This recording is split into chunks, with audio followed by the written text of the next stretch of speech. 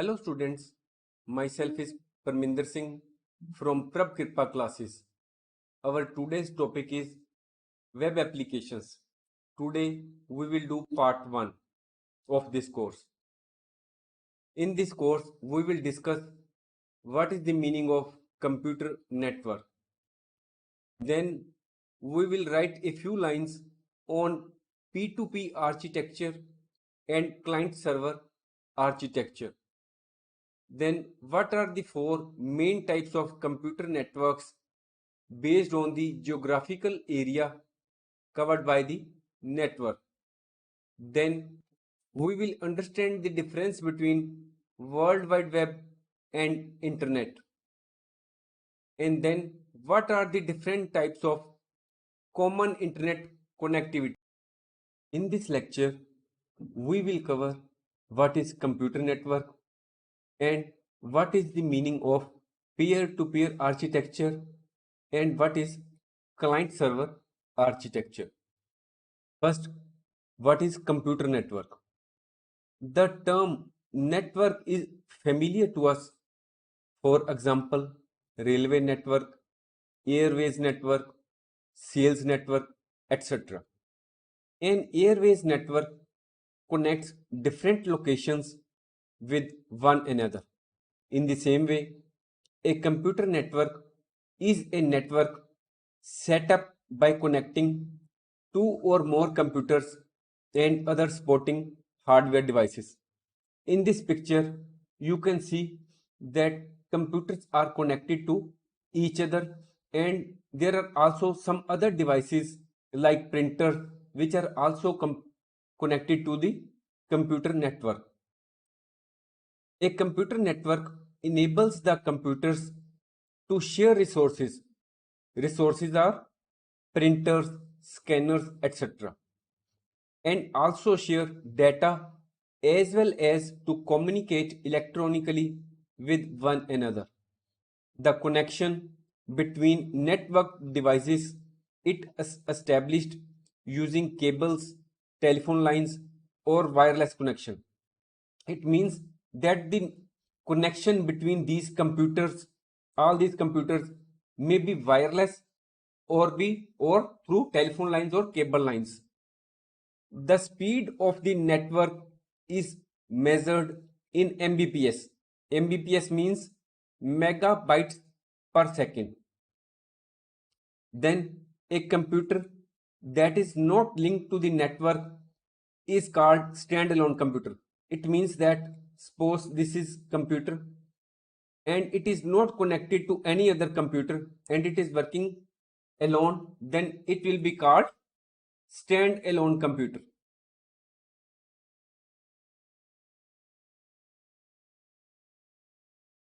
Which is not connected to any other computer or computer network. Now, the next topic is models of computer networking. Networks are designed using the following architecture. First is peer-to-peer architecture and the second is client-server architecture. First, we will discuss peer-to-peer architecture. A peer-to-peer network is a simple network of computers. This is the network in which all the computers have an equal status. You can see in this picture, these are the computers which are connected to one another. Here, each computer serves as client as well as server. There is no central server in this network. All the computers are working at the same time as a client as well as a server. Each peer means each computer in the network has the same set of responsibilities and capabilities as the others. It means all the computers in the network have the same type of capabilities and responsibilities. We have already discussed that each peer in the network serves both as a client as well as server. There is no master or central server in this computer network. and all the computers join hands. You can see that all the computers have joined hands or are connected to one another.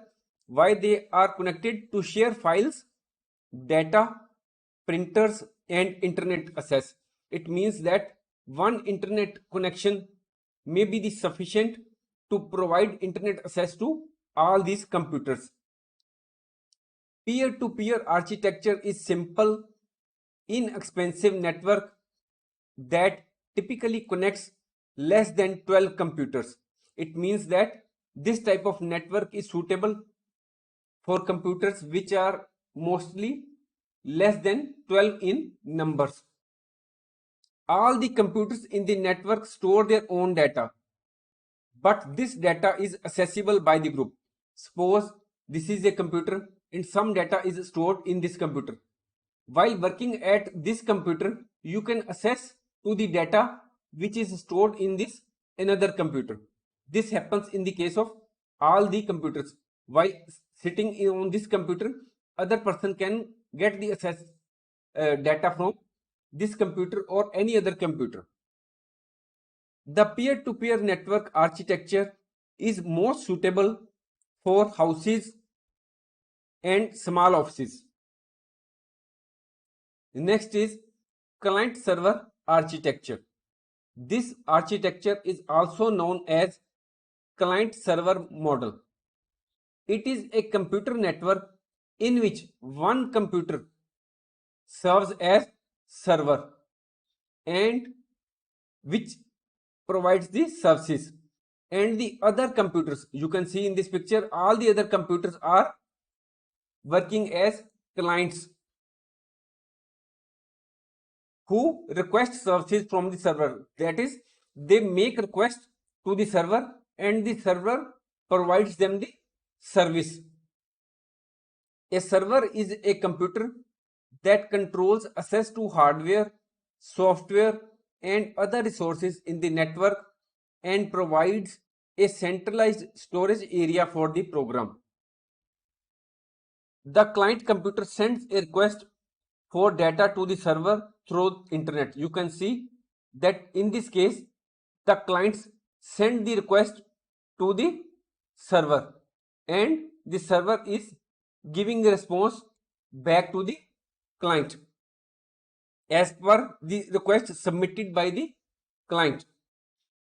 Next important point is the server can entertain multiple clients simultaneously. It is not that if one client has made a request to the server and after giving reply to the that client, the server will accept next query. No, many clients can send request to the server at the same time and the server will provide the necessary response to many clients at the same time.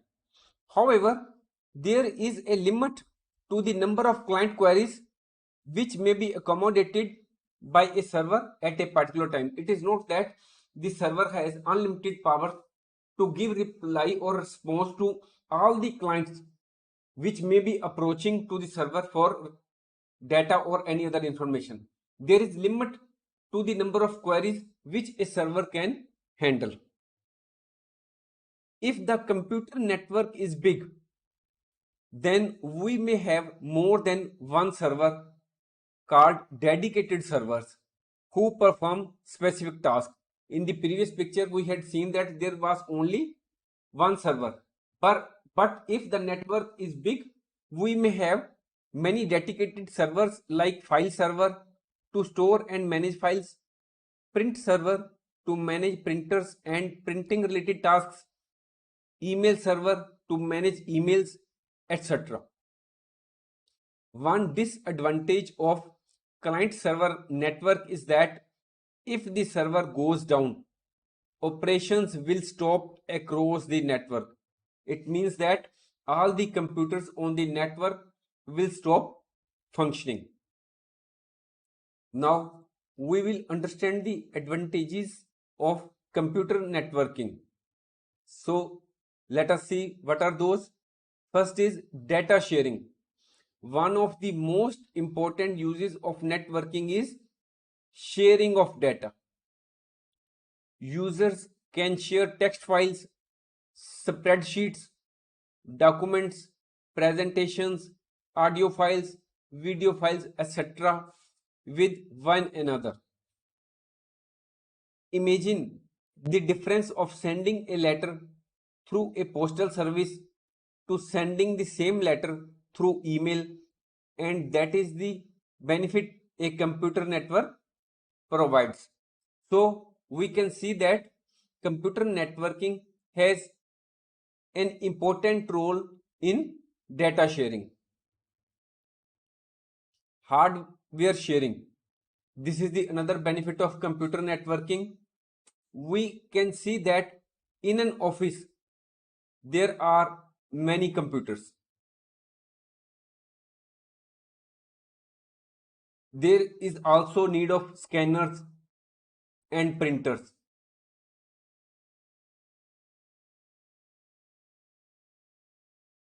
If we attach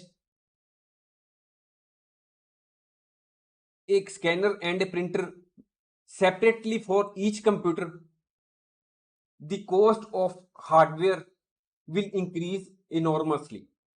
So, in the case of computer networking, a single scanner and printer can be attached with all these computers, and the command for scanning or printing can be given from any of these computers. So this is the benefit of computer networking, that hardware such as printers, scanners can be shared. For example, instead of purchasing 10 printers for each user, it means that if there are 10 users, we need not to purchase 10 printers. One printer can be purchased and the same can be shared among multiple users on the network, thus saving cost. Next benefit of networking is increase in individual productivity. Suppose you are on a sales call, your client asks you a question, but you do not know the answer. Because of the existence of computer networks, you can immediately locate the information and provide the same to the client. Suppose you are working on this computer. These are other computers which are on network in your office. You are working on this computer. Now there is a call from your client. He asks you a question. You are having some type of information. All the information which is stored in other computers is of different types. Now you are working on this computer, but the information is which the client is asking regarding sale is stored in this computer. So because of the computer networking, because all the computers are connected to one another wirelessly or through wire or through cable or telephone lines, you can access the information which is stored in this computer. So when the customer is asking you any information about sales and that information is stored in some other computer which is on the network, you can quickly access that data from that computer and provide the relevant information to the client who is asking for the same. In this way, computer networks provide an opportunity for genuine multitasking so that individual productivity levels can be enhanced. Next benefit of computer networking is sharing of internet connections. As already told, there may be many computers in your office. Suppose these are many computers. There is no need to have separate internet connection for each of this computer. It may be sufficient for you to have only one internet connection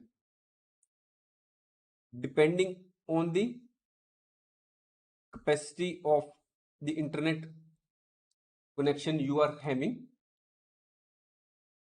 You can purchase a single internet connection and share it among other computers in a network instead of purchasing multiple internet connections, one for each computer.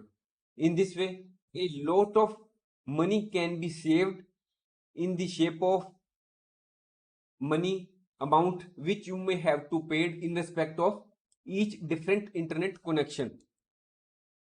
This type of sharing of internet connection is commonly found in internet cafe, browsing centers, schools, colleges, companies, etc. Now we will discuss what are the various limitations of networking.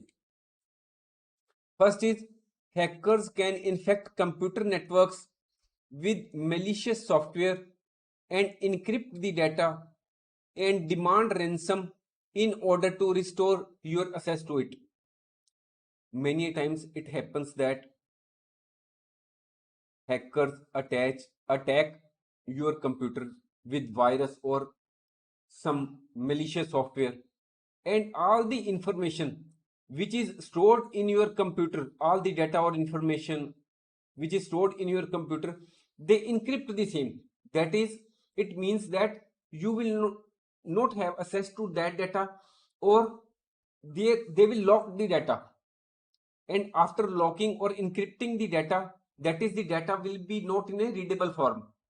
So if the data is important to you, then the hackers may demand ransom from you to restore the data in its original position, or you may have access to the data which they have encrypted or locked. A simple power outage can make it difficult for individuals to use their computers when they need information access. Next is managing a large network is complicated. Next, if any computer system in a network gets affected by the computer virus, there is a possible threat of other computer systems getting affected too. Suppose there are many computers on the network which are connected. So if suppose this computer gets infected by some virus, because all these are connected to one another, the virus which has hit this computer may spread to other computers as well.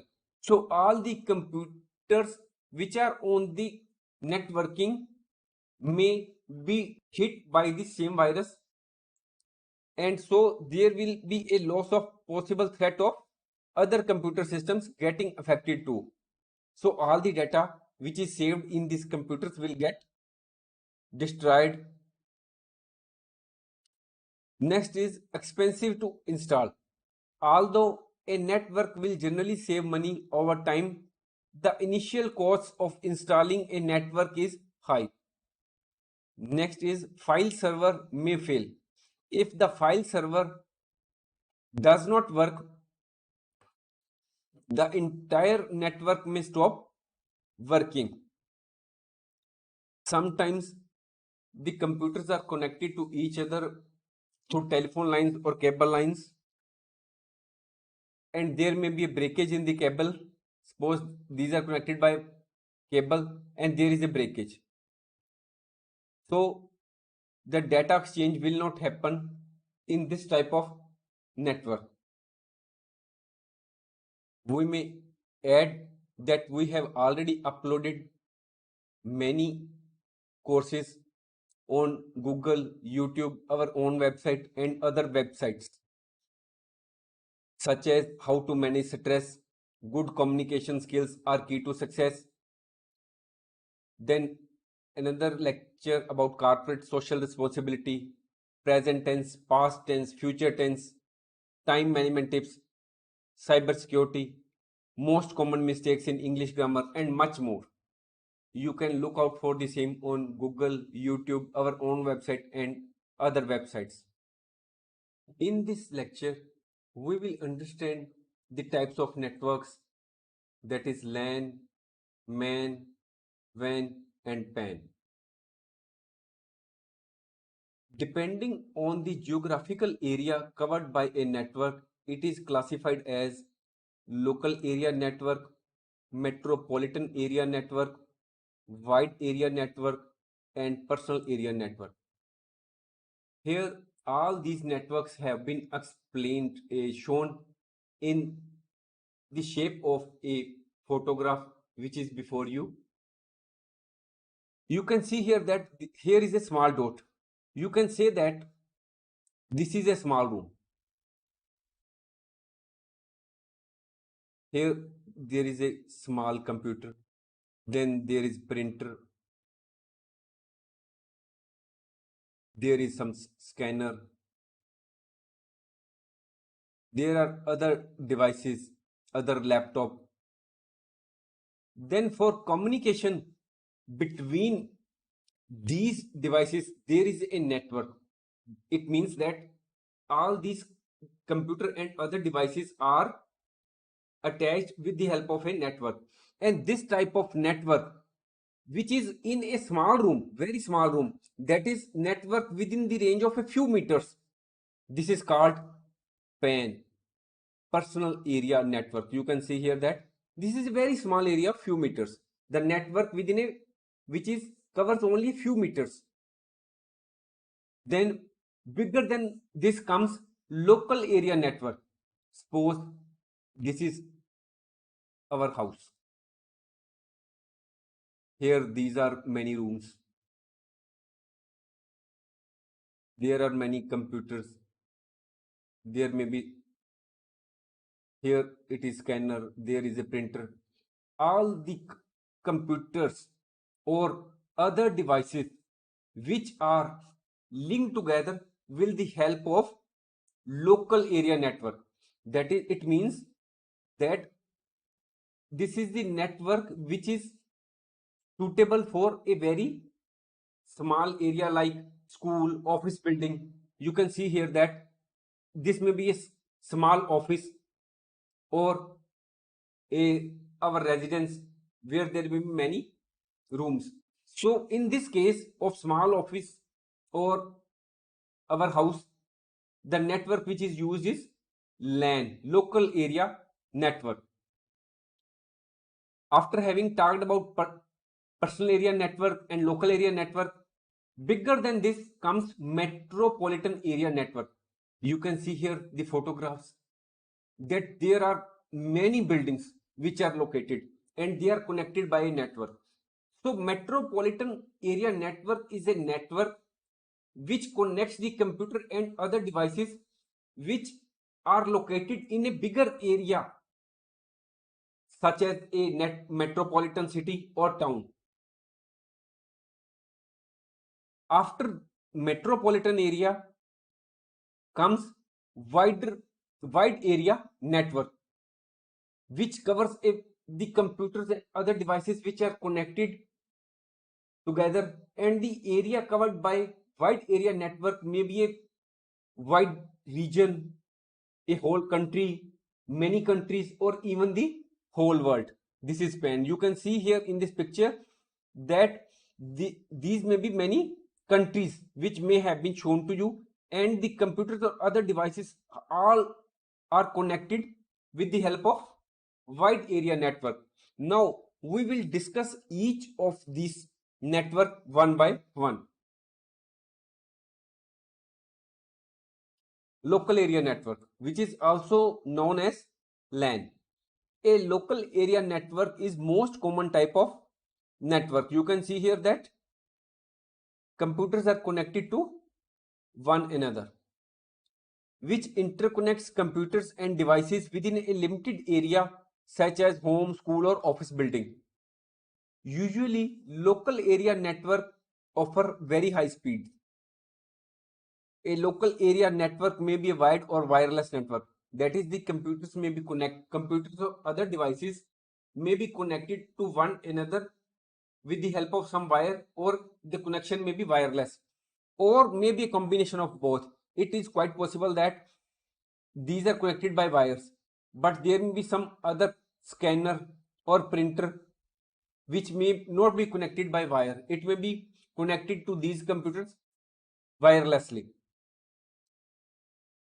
and both these wire or wireless network may be present in the local area network. The devices in a LAN are generally connected using an Ethernet cable. Usually, LAN has less than 100 computers. It usually covers a few hundred meters. It requires little wiring. Next, what is the benefit of LAN? First is resource sharing. It enables sharing of resources such as hard disk drivers and printers, scanners. It reduces the cost of hardware purchases. As already told, if there are many computers in a house or office and the same are connected with each other, there is no need to purchase separate printer or scanners. One printer or scanner or other such like device may be sufficient in the case of LAN. There is no need to purchase more. As already told, a single internet connection can be shared among all LAN users. There is no need to have separate internet connection for each of these computers which are connected to one another. Next is centralized data. Data of all the network users can be stored in a central computer. It enables the users to access the required data whenever required. Next is Metropolitan Area Network. This is also known as MAN. It is a computer network that connects computers within a metropolitan area such as a large city or town. A metropolitan area network is smaller than wider area network but larger than local area network. You can see in this picture, these are LANs, that is, this is the pictures of local area networks and this is MAN. Whole picture pertains to metropolitan area network. A MAN is made up of interconnected LANs. You can see here that MAN is made up of many interconnected LANs. MANs are smaller and they are usually more efficient than WANs. Since data does not have to travel over large distances as compared to WAN. Metropolitan area network usually combine the networks of multiple organizations. For example, the network connecting different offices of a company in the same city and cable TV network in a city. Now, wide area network. A wide area network is a computer network that connects computers within a large geographical area. The geographical area which is covered by the wide area network may be a region, a country, a continent, or even the whole world. The internet may be considered a WAN, wide area network. It is a network that provides long distance transmission of information, data, voices, images over a large geographical area. WAN connects local area networks and MANs together. Suppose this is the multiple area network. These are the LANs.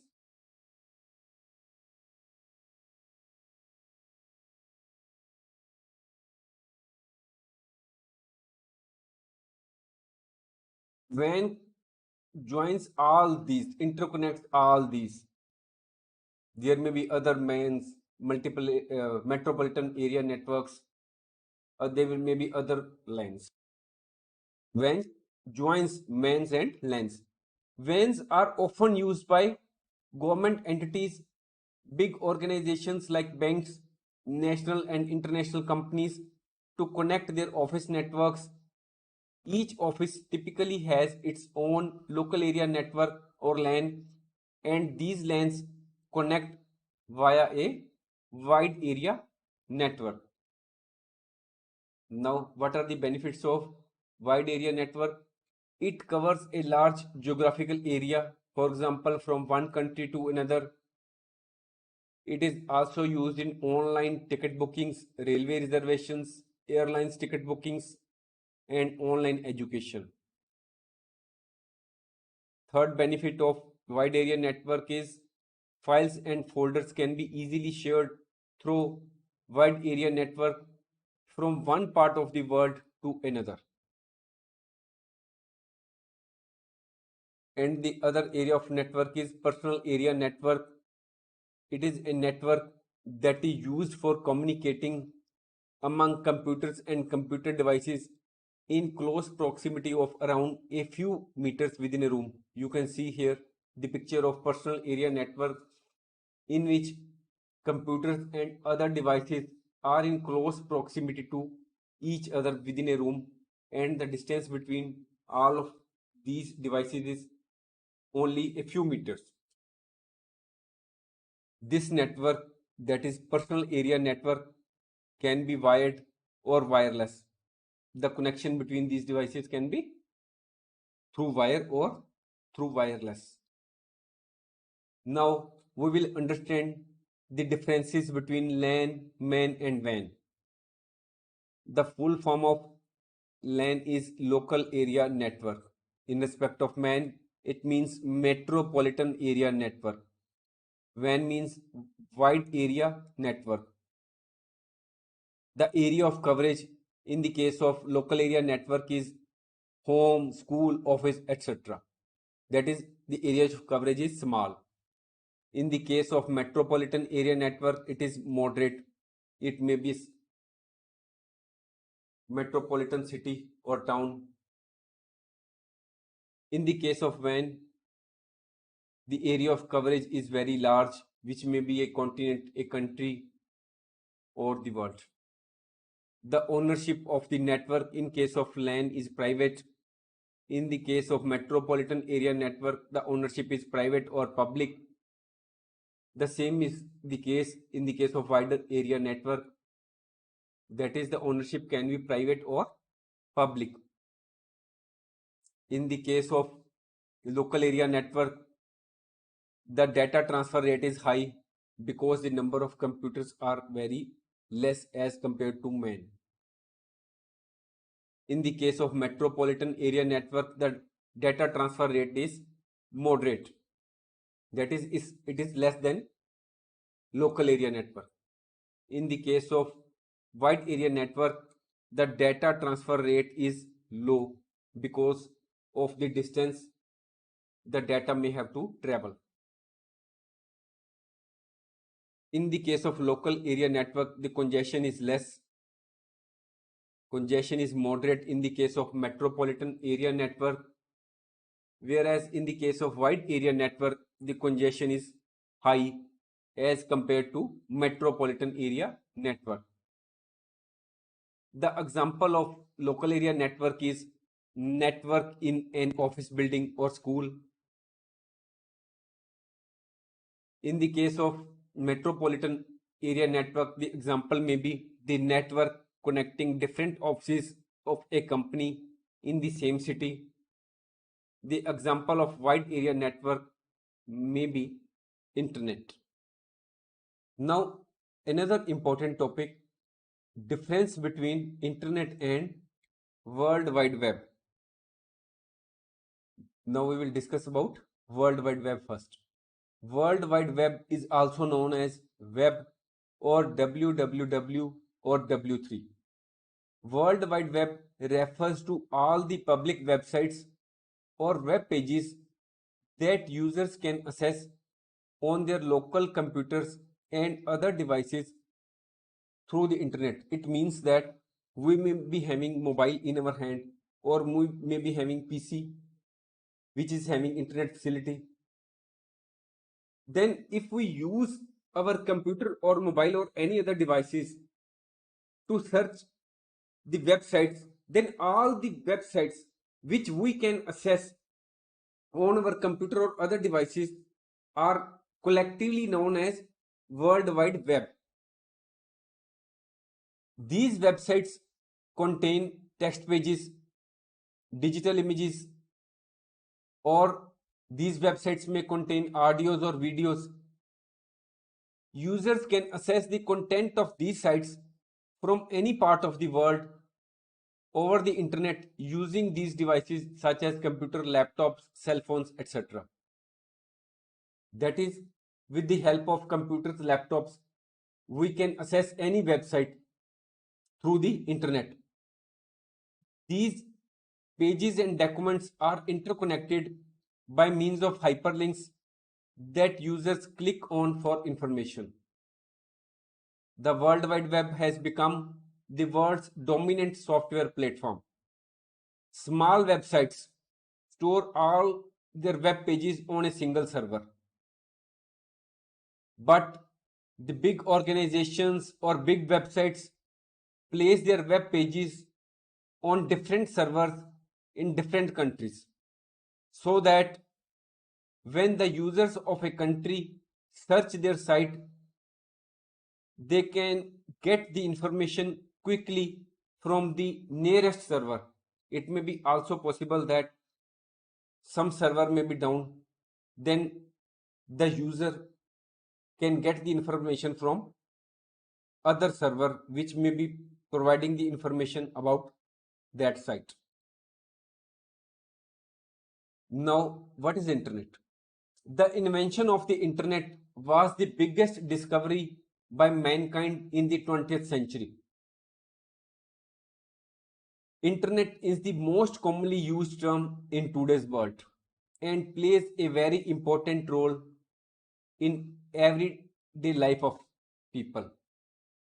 If we are having mobile and the internet goes down, everyone talks about each other. Whether you are having internet facility on your phone, my internet is not working.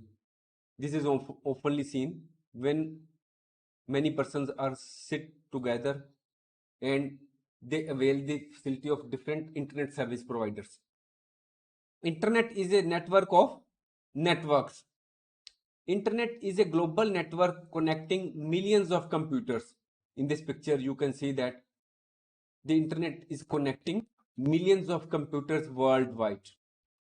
Most traditional communication media like telephony, radio, television, paper mail, and newspapers have been reshaped, redefined, and even bypassed by the internet.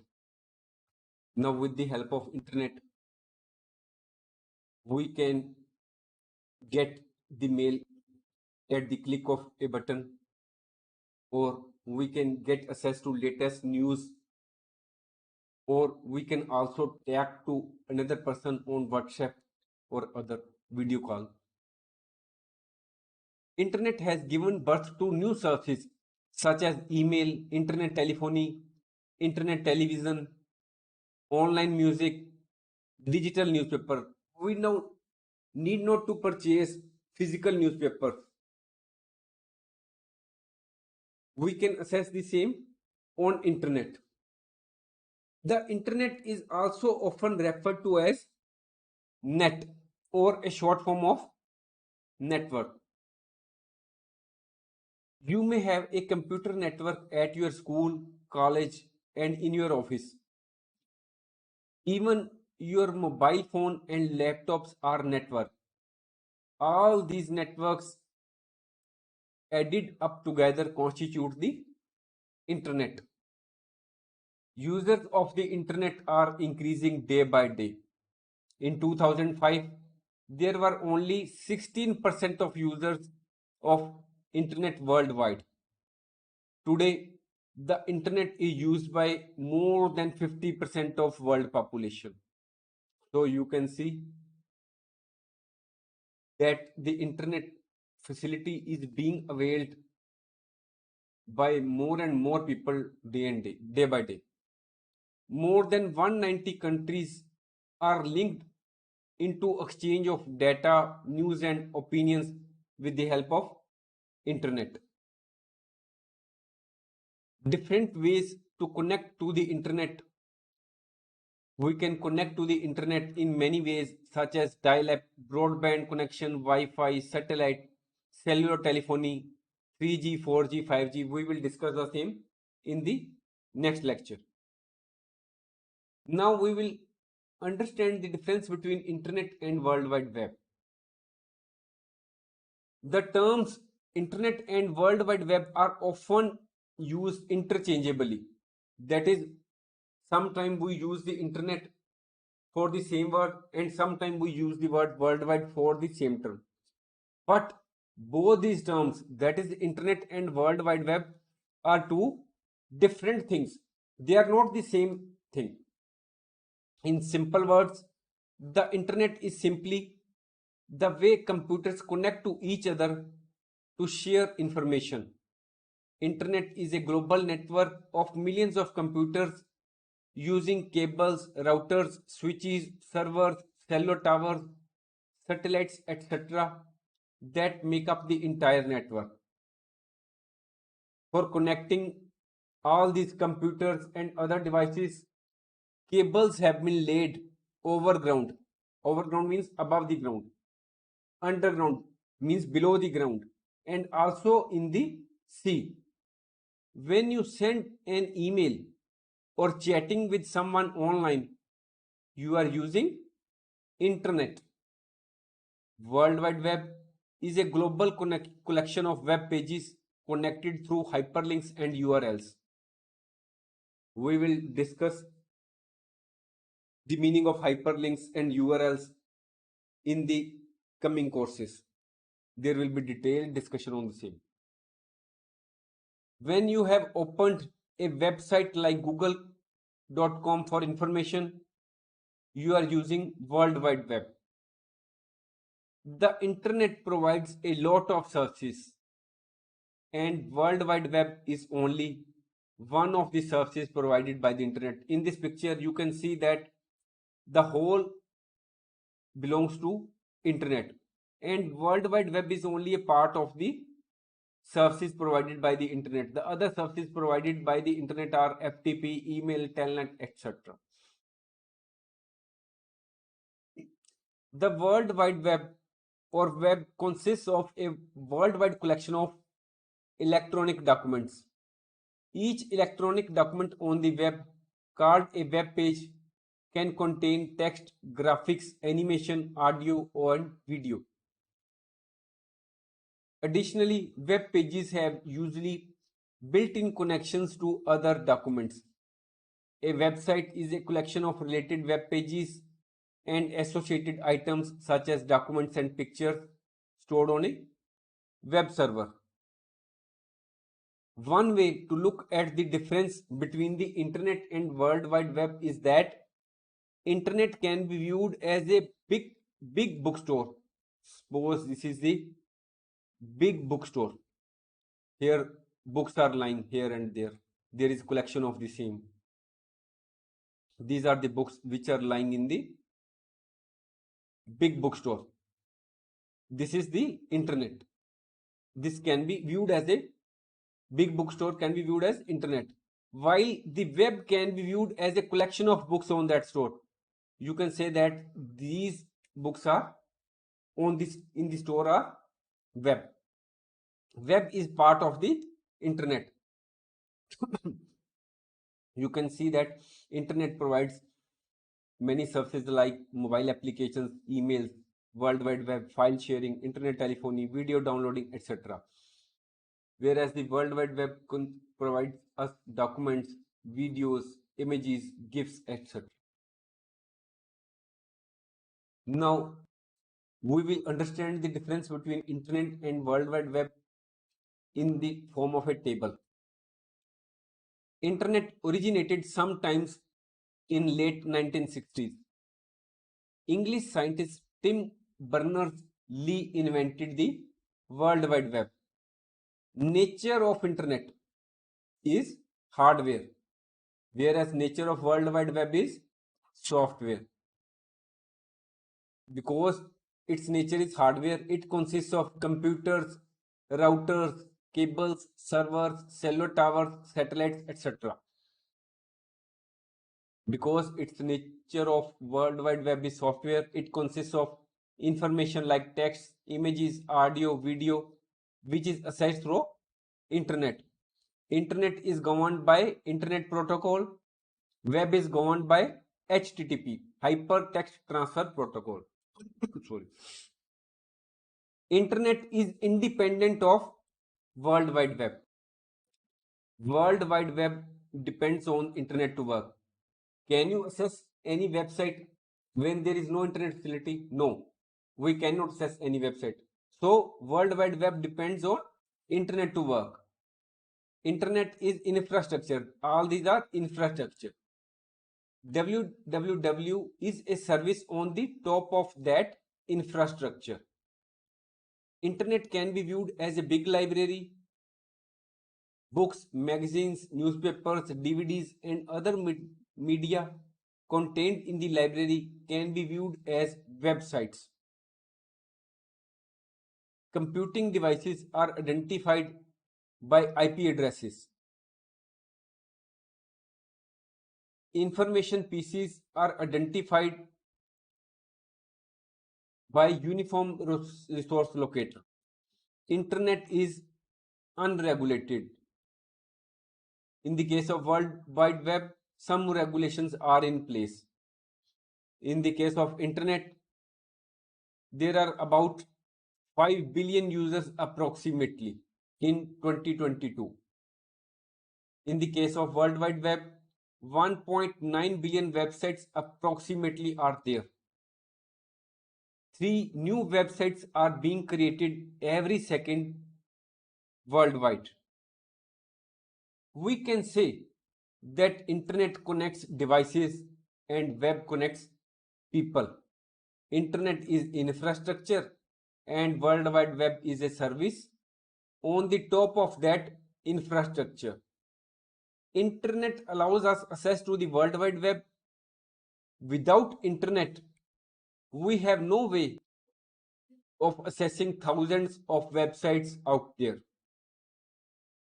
Both the internet and web serve unique purposes but work hand in hand to provide information, internet, entertainment, and other services to the public. Now our topic is types of common internet connectivity. Types of common internet connectivity. While technology changes at rapid speed, so do internet connections. There are different types of internet connectivity available today. It can be widely categorized into wired and wireless access. Following table is the summary of different types of internet connectivity categorized into wired and wireless. Technology, dial-up, it is a wired technology. DSL, it is wired. Cable internet access.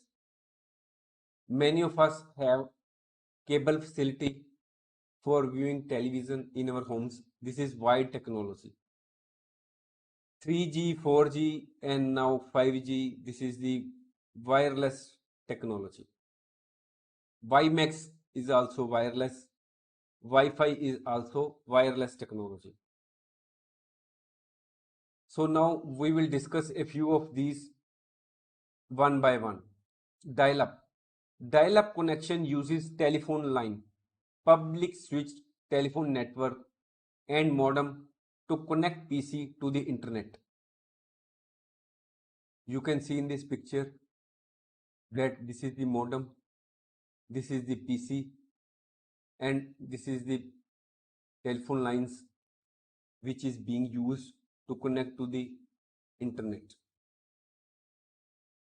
Dial-up internet access is one of the slowest methods of accessing the internet.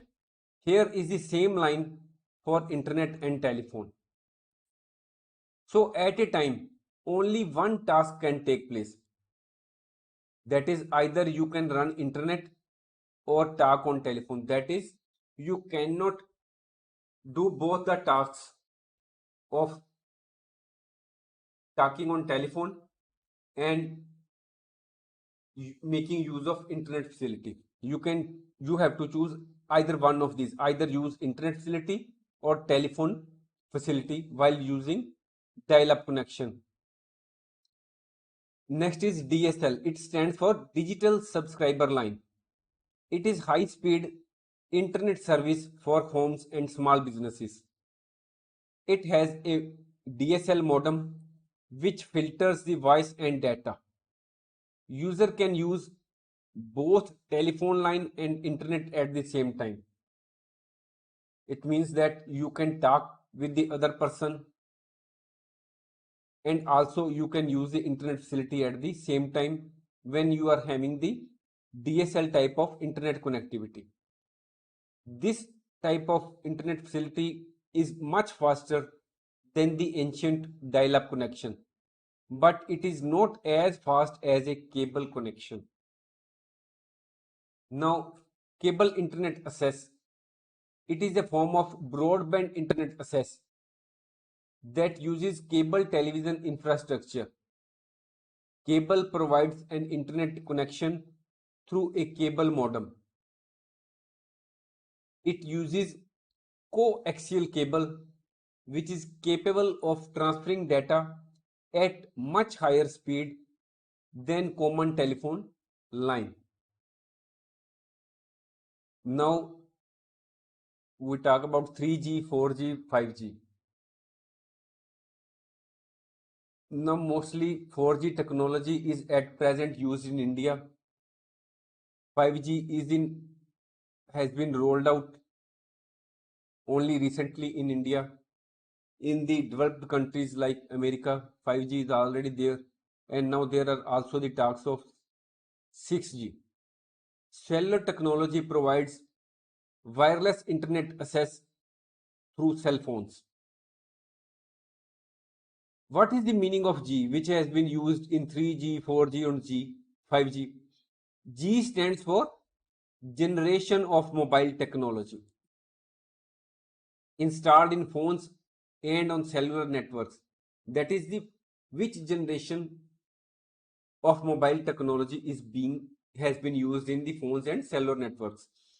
Each G, it means that if we have moved from 3G to 4G or from 4G to 5G, or next when we will move from 5G to 6G, each transformation from to the next level of G requires you to get a new phone, because it mostly happens that if you are having a mobile set, the same set, if we are using 4G, if the next technology comes 5G, it is quite possible that we may not be able to use the 5G facility on our 4G mobile phone.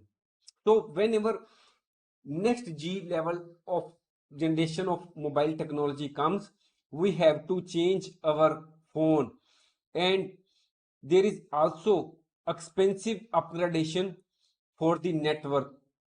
That is, the mobile companies have also to invest billions of dollars to make upgradation in their infrastructure facilities. In this network, radio waves are used for transfer signal to and from mobile phone.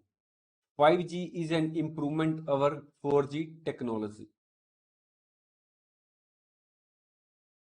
WiMAX. WiMAX means worldwide interoperability for microwave access.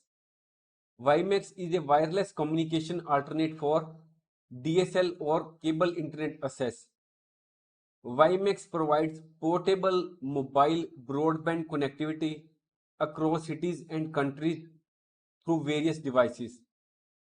Customers who want to use the internet at home and in the office but want to subscribe only one connection. Suppose we are having here our house, our office is located quite far. This is our office, this is our home. Mostly we have to have two separate connections, one for home and the other for office. But if we want to avail the internet facility but want to have only one internet connection, then we will have to opt for WiMAX facility. It has the ability to provide internet service in those remote areas that are difficult for wide infrastructure to reach. WiMAX operates similar to Wi-Fi but at higher speed, covers greater distances and for a greater number of users. Now comes Wi-Fi. Wi-Fi is a wireless network technology that uses radio frequency to transfer data. It allows high-speed internet connections without the use of cables and wires. It means that in the case of Wi-Fi, we do not have to use cables or wires. It is wireless technology. Wi-Fi technology may be used to provide internet access to devices such as PCs, smartphones that are within the range of wireless network that is connected to the internet.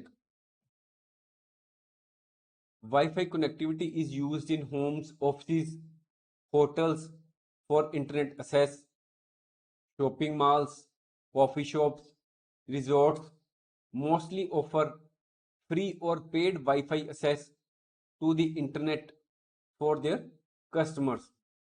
A Wi-Fi signal reaches a limited range, which may not cover your entire home or office. Large metal objects such as the refrigerator can block a Wi-Fi signal in your home. A microwave oven can also disrupt the signal of Wi-Fi. Now we discuss about satellite internet access. First, we will try to understand this concept with the help of the picture which is before us. This is the user who is sitting here. He makes the request for some data and the request from the antenna goes to the satellite. And from the satellite, the request goes to the satellite network operation center. When the whole retrieval of data takes place on Earth, the information goes from the antenna to the satellite. And from that satellite, the information is again sent to the user and the same is received by the user with the help of antenna. In this picture, we may add that the distance between from this satellite, this antenna to the satellite is about 23,000 miles. From here, the data goes to the satellite and it has to travel 23,000 miles. And again, from the satellite to the user side, the data again has to travel 23,000 miles. In all, when a request is made by the user for any type of information to the satellite, the data has to travel about 46,000 miles. It is not that there is a lot of time lag between the request for information and the supply of information by the satellite network service operation center.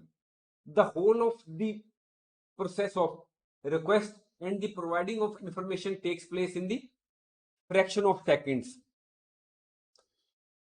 We may add here that this satellite transmission is affected by rain, snow, and other precipitation problems. We have discussed all this. You can read about the same. Next, ISDN. ISDN stands for Integrated Services Digital Network.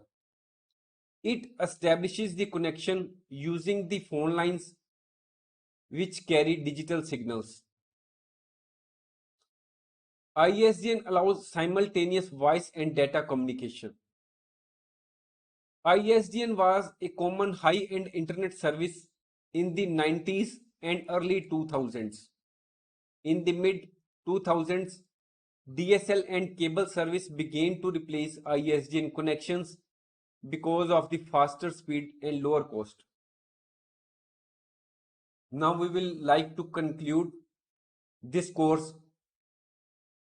A computer network is a network which is set up by connecting two or more computers and other supporting hardware devices. A peer-to-peer network is a simple network of computers in which all the computers have the same responsibilities and capabilities. Both all the computers serve as both as a client as well as a server. In the case of client server architecture, it is the a computer network in which one computer serves as server while all the other computers serve as clients. A local area network is a computer network which interconnects computers and devices within a limited area such as home or office building. Metropolitan area network is a computer network that connects computers within a metropolitan area such as large city or town. A wide area network is a computer network that connects computers within a large geographical area, which may be a region, a country, or a continent, or even the whole world. A PAN is a network that is used for communicating among computers and computer devices which are in close proximity of around a few meters within a room.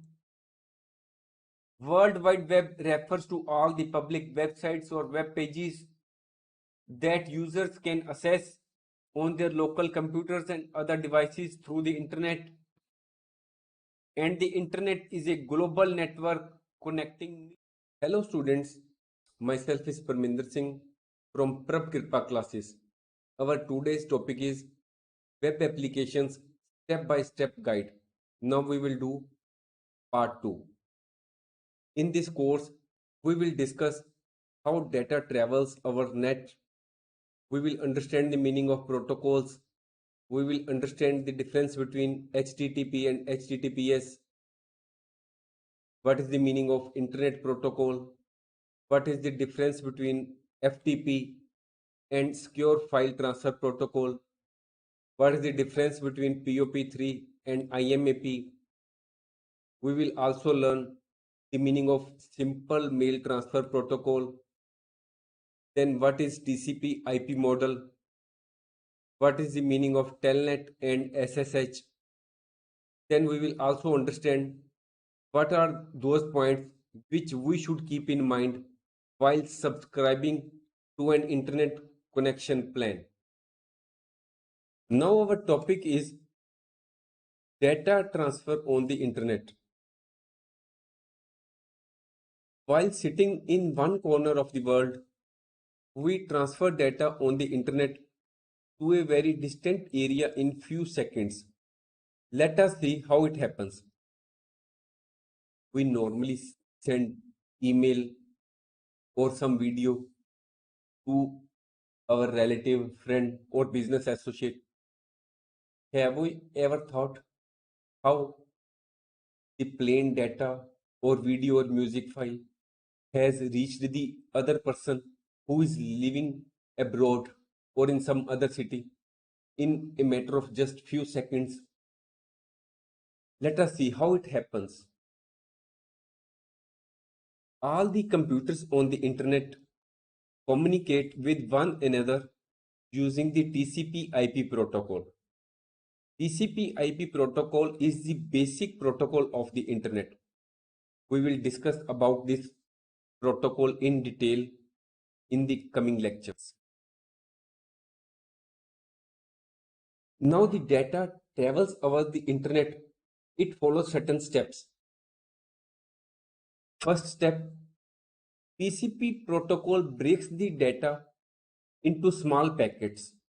Each packet contains data and address part.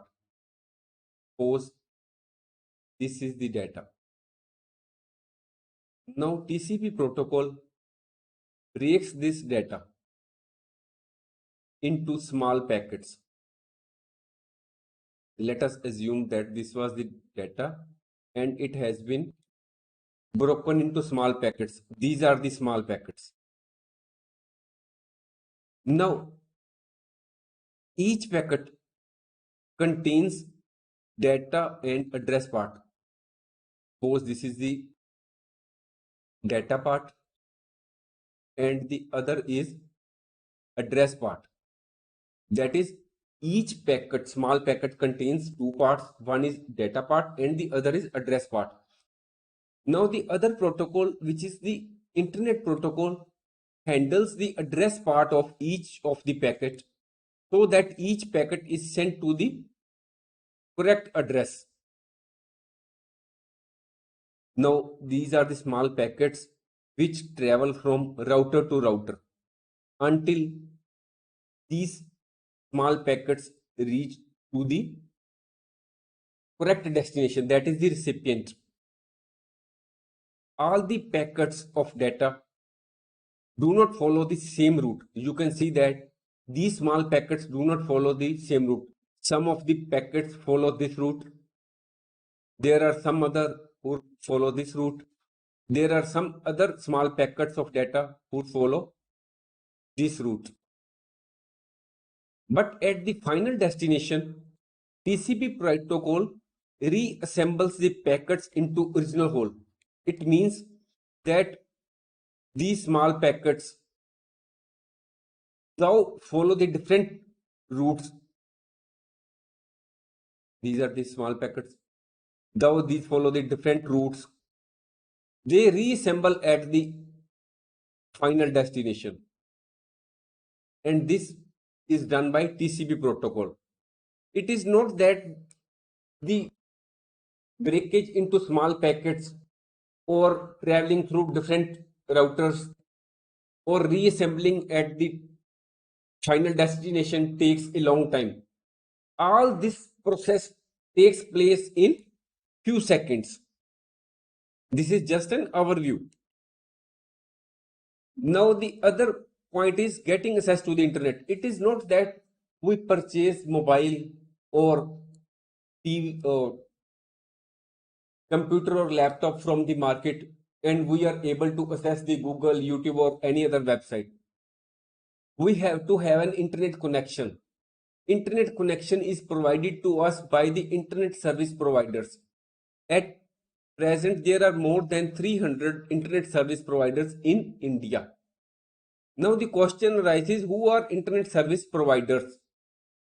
An internet service provider is a company or organization which provides the facility of internet to its customers. And only after having the internet connection, the customers are able to surf the web, do online shopping, conduct business, and connect with family and friends through email or WhatsApp or whatever other. Internet service providers may also provide other services such as email services, domain name registration, web hosting, browser services. For providing service to its customers, internet service providers use several technologies such as DSL, dial-up, cable internet access, 3G, 4G, 5G, WiMAX, Wi-Fi. We have discussed these technologies in our previous course.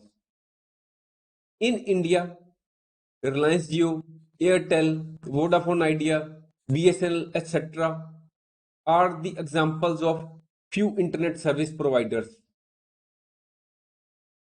Now there are certain points which we should keep in mind while subscribing to an internet connection.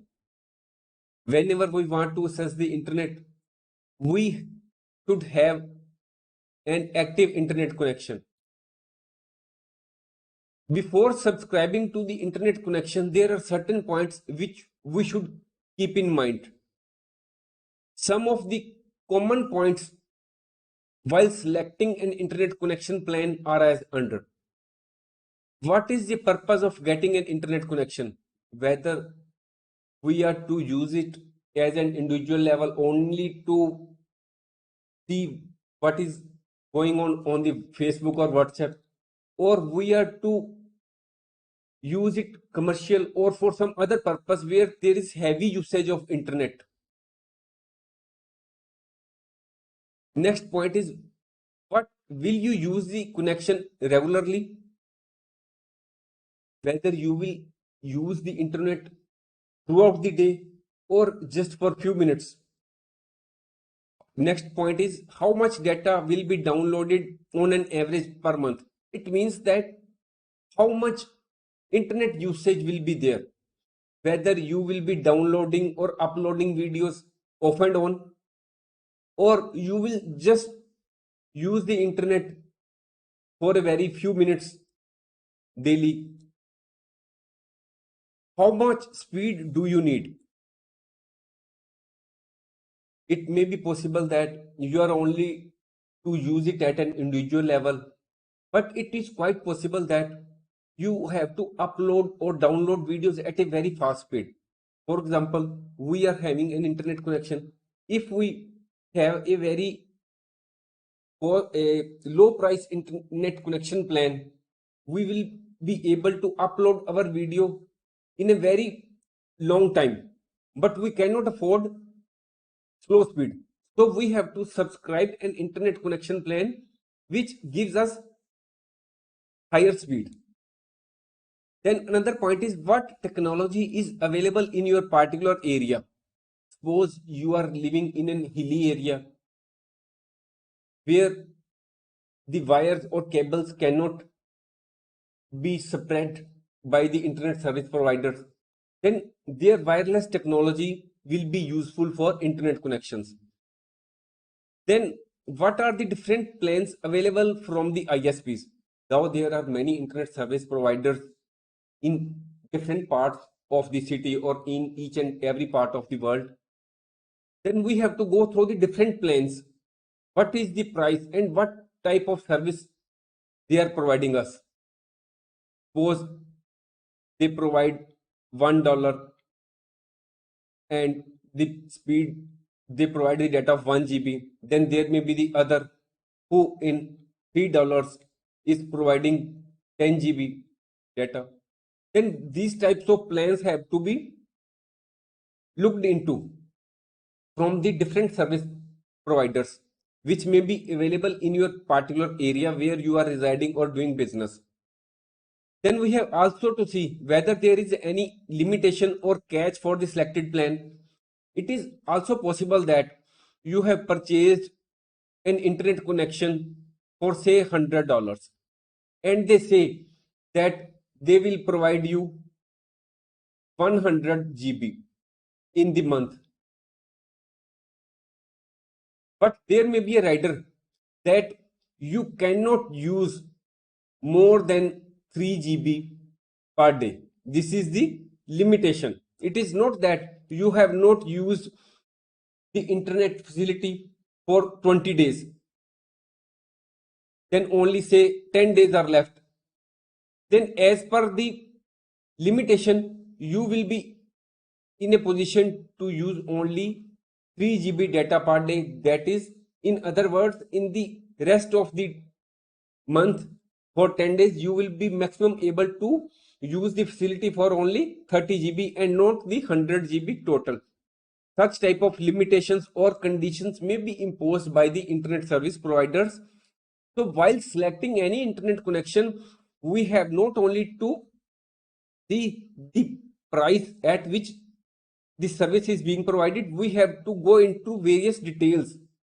What is the limit per day for the whole month, or we have to go through the different plans which are being provided by the different internet service providers. We have to carefully go through this different and what are the various limitations on each of these plans. Now this is a device which has been shown. We usually this type of device in our homes. This word modem comes from contracting two words. First word is modulator and the other is demodulator. Both of these words, modulator and demodulator, combine to form modem. Modem is a device which performs modulation and demodulation. Now what is modulation? What is demodulation? The process of converting digital information into analog signals at the sender's site is called modulation, and then The process of converting analog signals into digital information at the receiver's end is known as demodulation. We can also inform you that we have already uploaded many courses such as how to manage stress, good communication skills are the key to success, corporate social responsibility, present tense, past tense, future tense, time management tips, many other courses on business studies, cyber security, most common mistakes in English grammar, and much more. You can look out for the same on our own website, on YouTube, Google, and many other websites. Now we will discuss the meaning of protocols and also try to understand the difference between HTTP and HTTPS. Now the first question before us is protocols. Let us understand the meaning of protocols in routine. What we understand from the protocols. Whenever the president of the country visits a particular city or state, what happens? You have seen the same in the local media, in TV or newspapers. You see that whenever the president arrives in the city or state, he is welcomed by the head of the city or the state, which may be the governor or the mayor of the city, as well as other police authorities head or the other heads of the city or state arrive at the airport or railway station or other place wherever the president comes. This is the rules or the acceptable behavior with what is expected from the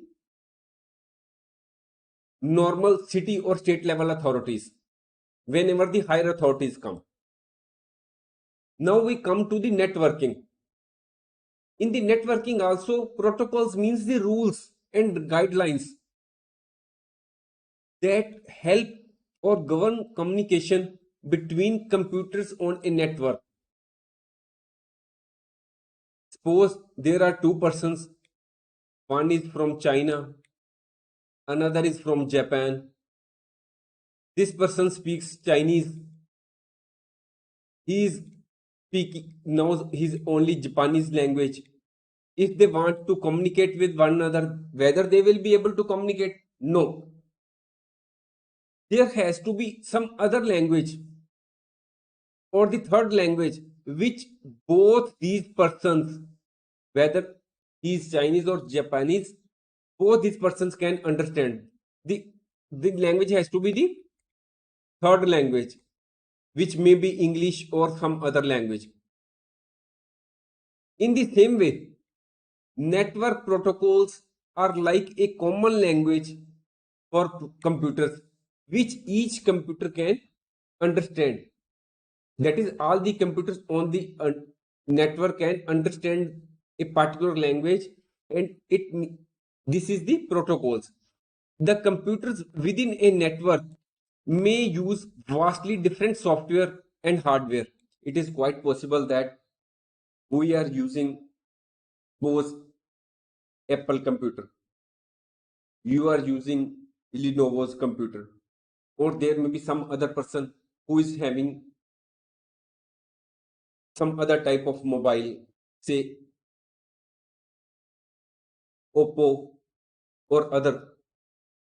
However, the use of protocols enables them to communicate with one another.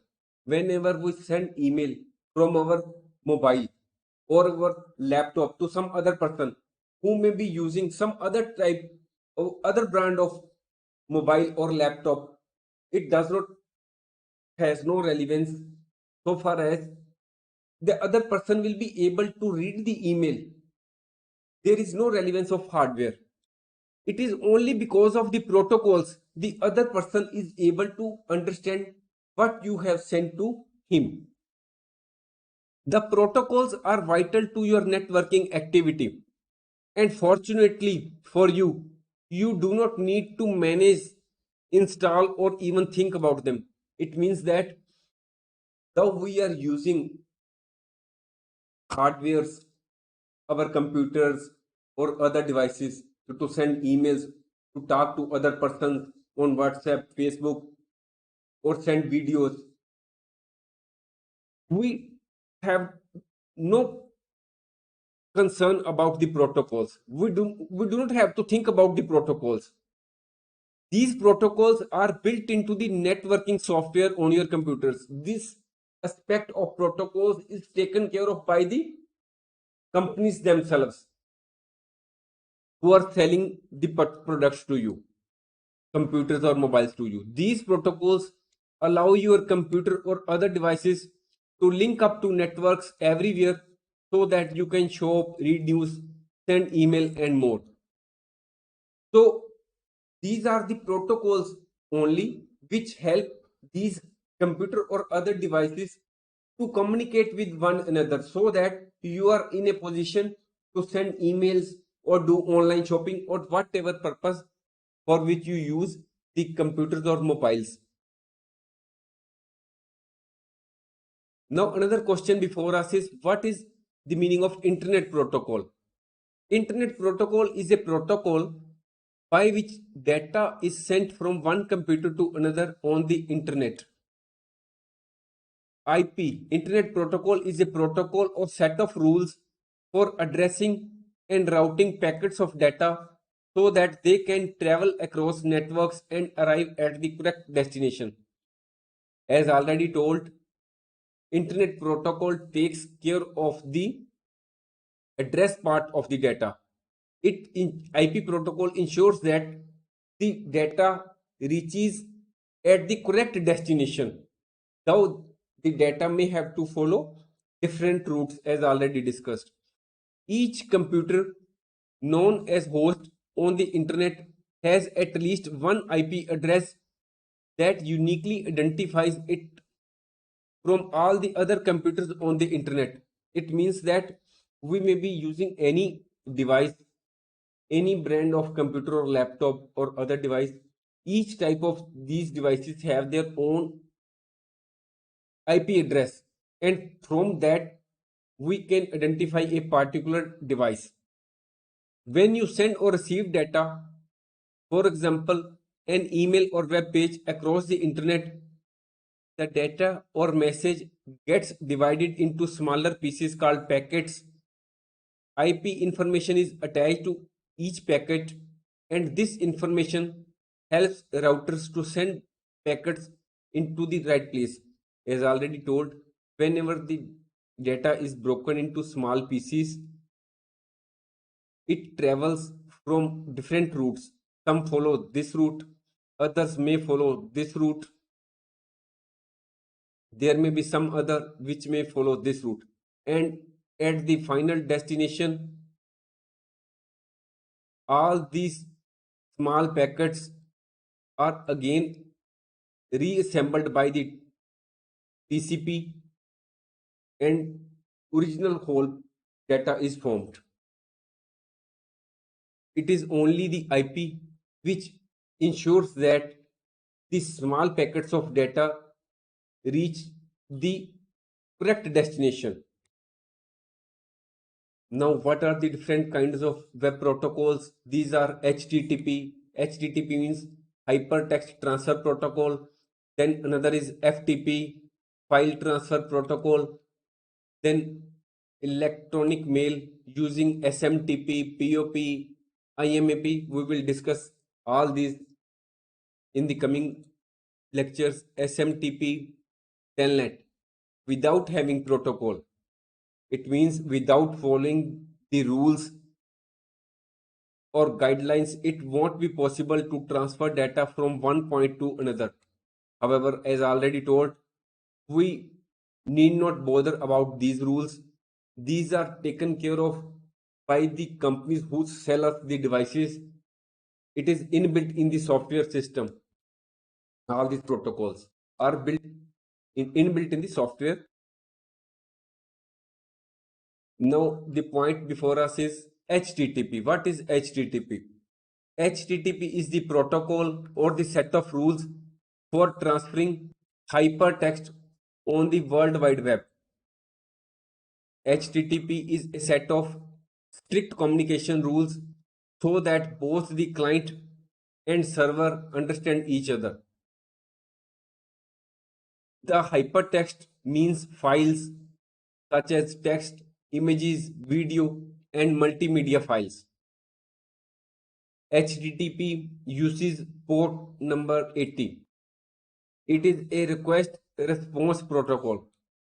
The message sent by the client, typically a web browser, is the request, while the message sent by the server is an answer, is the response. Suppose this is the PC, this is the server, this is the client. Request is made by the client. Suppose we are using the internet and we are want to search a particular news. We make a request through the internet to the server, and this will be regarded as request, and the server will give us the response.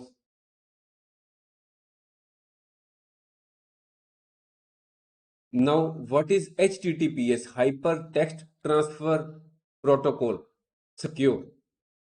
Here we see that HTTPS is additional. HTTPS stands for HTTP Secure.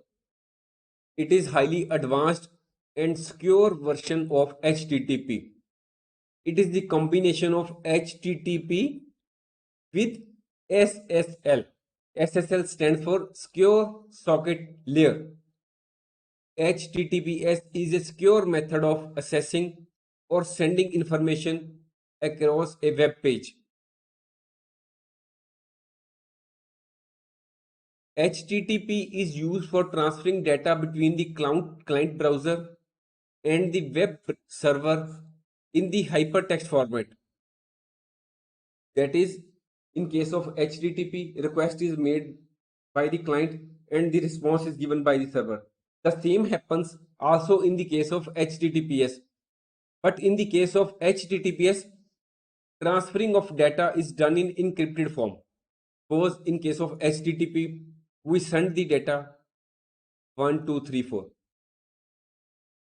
Here the client sends to the server 1, 2, 3, 4. Now this data travels as it is 1, 2, 3, 4. But when HTTPS being used, here it will be sent in an encrypted form. Say it may be like this: A1, 2, B. That is, the data will be converted into the encrypted format so that any person who may be the hacker or the intruder may not understand the data while it is in transit. This prevents anyone from understanding that information if intercepted in between. Because data is encrypted over HTTPS, it is slower than HTTP. Because in case of HTTPS, data is encrypted, so there is some time which is consumed in encryption of the data. So HTTPS is slower than HTTP. We have discussed that HTTP uses port number 80, whereas HTTPS uses port number 443 for data communication. HTTPS allows secure e-commerce transactions such as online banking. In other words, we can say that for those transactions which are to be considered as confidential or which we want to secure properly, for in that case HTTPS is being used. Here we can see that HTTPS, when added with secure socket layer, becomes HTTPS. HTTP defines how hypertext, that is messages, are transmitted between web browser and web server, and SSL, that is the secure socket layer, protects and encrypts information sent across the internet. And in case of HTTPS, encrypted information is sent between the browser and the server.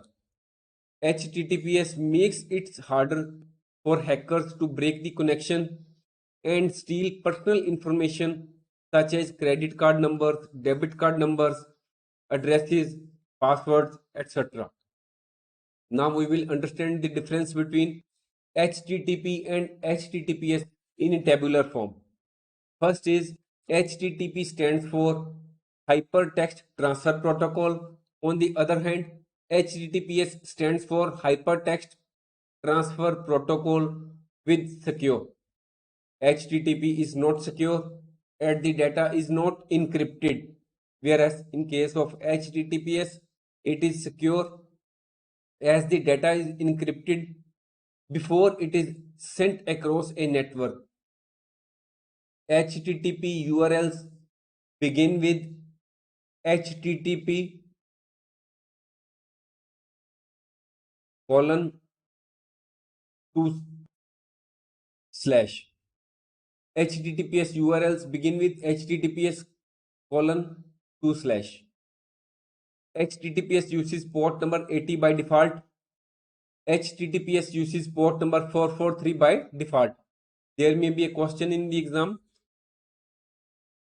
Tell about the port number which is used in case of HTTP and HTTPS. Then our answer in case of HTTP will be 80 and in case of HTTPS our answer will be port number 443.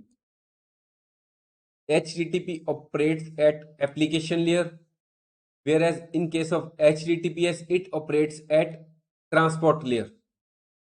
HTTP is used for many purposes such as a website article which is available to everyone, whereas HTTPS websites like banking websites, shopping websites such as Amazon, Flipkart make use of HTTPS. In the case of HTTP, the data is vulnerable to hackers, whereas in case of HTTPS, it is designed to prevent hackers from accessing critical information. Now we will understand the meaning of FTP and SFTP and also understand the difference between FTP and SFTP. First is file transfer protocol. It is also known as FTP. FTP is an internet protocol used for transmitting the files from one computer to another on the internet. Here in this picture you can see that files are being transferred on the internet using file transfer protocol. But here you can also see that the important point, data is unencrypted. These files which are being transmitted may be the text files, multimedia files or any other type of files. FTP servers are scattered throughout the internet and are generally accessible to anyone. File transfer protocol uses port number 20 or 21. FTP is most commonly used to upload a file to a server or download a file from a server using the internet. Now, what is SFTP? Secure File Transfer Protocol. SFTP is also known as SSH File Transfer Protocol or Secure File Transfer Protocol or Sensitive File Transfer Protocol. SFTP is a more secure version of FTP that encrypts both username, password, and the data being transferred. Sorry. The primary difference between FTP and SFTP is security. SFTP is more secure than FTP. Here you can see that when the data communication is taking place between client and server, the data is encrypted. SFTP is used in many situations where file security is important or where sensitive data needs to be protected. SFTP is also used in case of big files, regulatory transactions, or audits. The business user might use SFTP to transmit files containing trade secrets or other similar information. SFTP works as an extension to SSH. Now we will understand the difference between FTP and SFTP in a tabular form. FTP stands for File Transfer Protocol. SFTP stands for SSH, File Transfer Protocol. FTP is TCP IP based protocol. SFTP is an SSH based protocol. FTP sends data in plain text format, that is without encryption, whereas SFTP sends the data in encrypted form before being sent to the host. File transfer protocol uses a direct method to transfer files, whereas secure file transfer protocol uses the tunneling method for file transferring. SFTP transfers files more securely than FTP. Now we will understand the meaning of POP3 and IMAP as well as SMTP, and we will also understand the difference between POP3 versus IMAP. Now, first before us is electronic mail. What is the meaning of electronic mail? Electronic mail also stands for email. Electronic mail is the method of sending messages, notes, pictures, documents using internet as a medium. All of us use email in our daily life. So there is no need to explain it in detail. You can send same message to several users at a time by making use of CC or BCC. Sent messages are stored in electronic mailboxes until the recipient fetches them. As and when a person sends you email, if you open your mail, you may be using Google, Gmail, Yahoo Mail, or other email service provider. Any type of email service you are using, whenever you open the same, you will receive the same in your inbox. After reading your mail, you can store it in a text file, forward it to other users, or delete it. If you think that this email is of no use, you can delete it. Or if you think that the action needs to be taken by someone other person, you can forward it to. Or you think that this mail should be also in the knowledge of other persons or other friends, you can forward the same to other. Or if you want to retain it for your future reference, you can store it. We can also take out the print of the email if we want so. Usually it takes only a few seconds for mail to arrive at its destination. If we send the email from here while living in India to anyone who is living in Canada or England or America, the same reaches the other person within few seconds. It normally happens so. Some popular email service providers are Gmail, Hotmail, Yahoo, etc. What is the benefit of email? Email is cost effective, quick delivery, it reaches the other person in seconds. We are already having internet connections, so no extra charges have to be paid by us if we want to send our email to any person who is living in any part of the world. Further, it is very easy to maintain the record whatever we have sent. We need not to keep whatever we have sent in print form.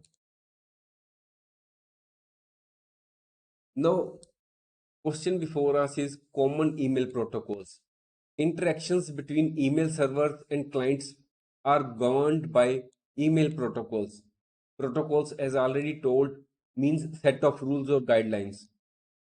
The most common email protocols are POP3, that is Post Office Protocol version 3, IMAP, Internet Mail Access Protocol, SMTP, Simple Mail Transfer Protocol. We will discuss each of these one by one. First before us is POP3, Post Office Protocol version 3. It is a standard mail protocol which is used to receive emails from a remote server to a local email client. Here, email clients are like Microsoft Outlook, Mozilla Thunderbird, etc. And the email provider servers like Gmail, Yahoo, Outlook, etc. POP3 is extremely common most among most mail servers because of its simplicity and high rate of success. POP3 is a one-way incoming mail protocol that downloads all email messages from the mail server to your local computer. Suppose this is the server and this is the client or your PC. Whenever you access the server, suppose this is the Gmail server or Yahoo Mail server where you are having your email account. Whenever you access the same and you are make use of POP3, Post Office Protocol 3, then whatever is available on your on the server in your account, all the emails stand downloaded into your computer. And once the email is downloaded on your device, the mail will be deleted from the mail server. No copy of the same will be available on the mail server. Let us clarify. If you check your email on your mobile, then after some time again check it with your laptop, you will not find the email you were just reading on your mobile phone. It means to say that suppose you had received 10 emails, you opened your mobile and gone through the same. You were making use of Post Office Protocol 3. Then all the emails were downloaded into your mobile. Say after 10 minutes, you open your PC where you are also using Post Office Protocol and you open your Gmail account, then you will not find these 10 emails there because all these were downloaded to your mobile phone and removed from the server. Now, what is the benefit of POP3? Its benefit is that since the email is downloaded on your device, you can view the downloaded email even if you do not have an internet connection. You need not you need an internet connection only when you want to receive new email or want to send another email. Another benefit of POP3 is that it saves storage space on mail server because the emails are deleted when they are downloaded to a device. It means that when you are making use of POP3, every time you open your email account, the email from the server is downloaded on your device and no copy is available on the server. So it saves the storage space on the mail server. Now, what is the limitation of POP3?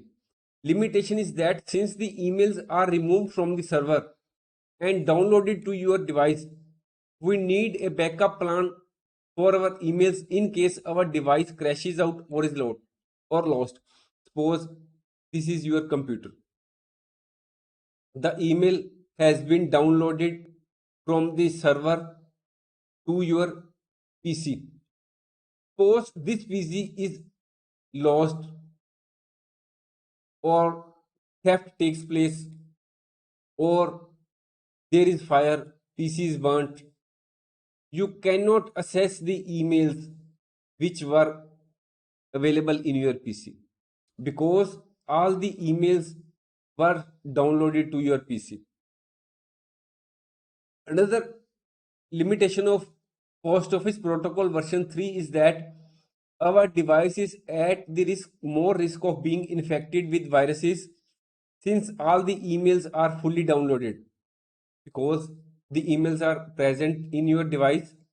If any of the email is infected with virus, then all the emails may be infected, and so no email may be available in your computer any longer in case it is infected. Now, what is the meaning of IMAP? IMAP stands for Internet Message Access Protocol. It also follows the client server model.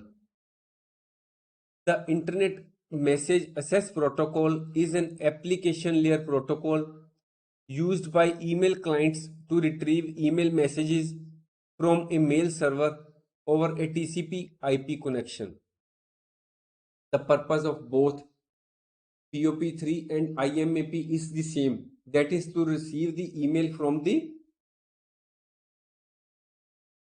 server. IMAP allows you to access your email wherever you are from any device like a computer, a friend's computer, your phone, etc. When you read an email message using IMAP, you are not actually downloading or storing it on your computer. Instead, you are reading it on email service server. In the case of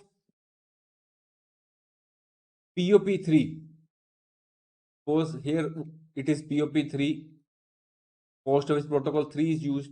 All the emails are downloaded. You can view the same on the your PC. No copy will be available on the email server. But when we are using IMAP, Internet Message Access Protocol, this is the server. Then we can view the email not only on the server, but on any other device. We may using a mobile. We can look out for the same email on our laptop or desktop. Every time we open our device, any device, we can look out for the same emails because in the case of IMAP, the emails are not downloaded to the particular device, which may be the mobile, desktop computer or laptop computer. The emails reside with the on the email server. So anytime you can look out for the emails or any email which you have seen. IMAP only downloads a message when you click on it, and attachments are not automatically downloaded. IMAP is bidirectional. That is, all the changes made on the server or the device are made on the other side too. Let us understand the same with the help of example. For example, suppose I have one desktop computer, one laptop, one iPhone. Using IMAP clients, when I delete an email on my iPhone, the said email is deleted on my computers also. If I create a folder on my desktop computer to store some emails, that folder is created and populated on all my other devices too. It means that suppose I have created in a folder, special folder in my email account, suppose with the name of 3. Then this folder number 3 will be also created on the other devices whenever I open the email account. That is, when I make such changes on one device, it makes the change on the mail server and synchronize it to my other devices. Because emails only exist on the server in IMAP protocol, they are safe if the computer is lost or destroyed, unlike POP3. As already discussed, if we are making use of Post Office Protocol version 3, if our computer is lost or destroyed, then all the emails which are there in our email account will be lost, because no copy of the same will be available on the server. But when we are using IMAP protocol, the emails reside with the server. We only view the same as they are available on the server. So if our local computer or any of our device is stolen or destroyed, it does not affect all the emails, as the same are available on the server. The limitation of IMAP is space. If you like to keep a lot of emails, if it may be our habit that we read the email, and even though it may not be of any use, we do not delete it. Then if we have such type of nature, then our email account will eventually fill up. And once your email account is full, suppose your email service provider has given you the storage capacity of 2 GB, and if you keep on keeping the emails and do not destroy it, then eventually one day will come when then your email account will become full, and the other people who may be sending you the email will that emails will not reach you, because there will be old messages which will be available in your account. So if you are using IMAP, make sure that you clean out old messages regularly, so that whenever a person sends you new messages, the same are received by you. So old messages include your sent, trash and spam folders. So we are to delete whatever is available in our trash or spam folder. We have also to go through our sent folders to find out whatever is not necessary at a particular time. We should delete the said emails. Now we will try to understand some similarity or difference between POP3 and IMAP. Both these, that is POP3 and IMAP, are the protocols which are used to retrieve mail from the mailbox at the mail server to the recipient's computer, so that these protocols are used to view the mails on our computer. That is, when the emails are available on the server, we can look out for the same on our computer. Both are message accessing agents. Both are intended for the same purpose, that is to view the emails, but both have a different approach. IMAP mirrors what is on the server, that is what emails are available on the server. IMAP shows us the same, whereas POP3, Post Office Protocol version 3, downloads the emails to your computer and no copy is retained on the server. Many people wonder, many people think whether they should use POP3 or IMAP for their email clients such as Outlook, Apple Mail, Thunderbird. What type of protocol they should use for their emails? The answer is, it really depends on your situation. If you want to check your email on multiple devices, for example, we may be having laptop, desktop computer, many mobiles.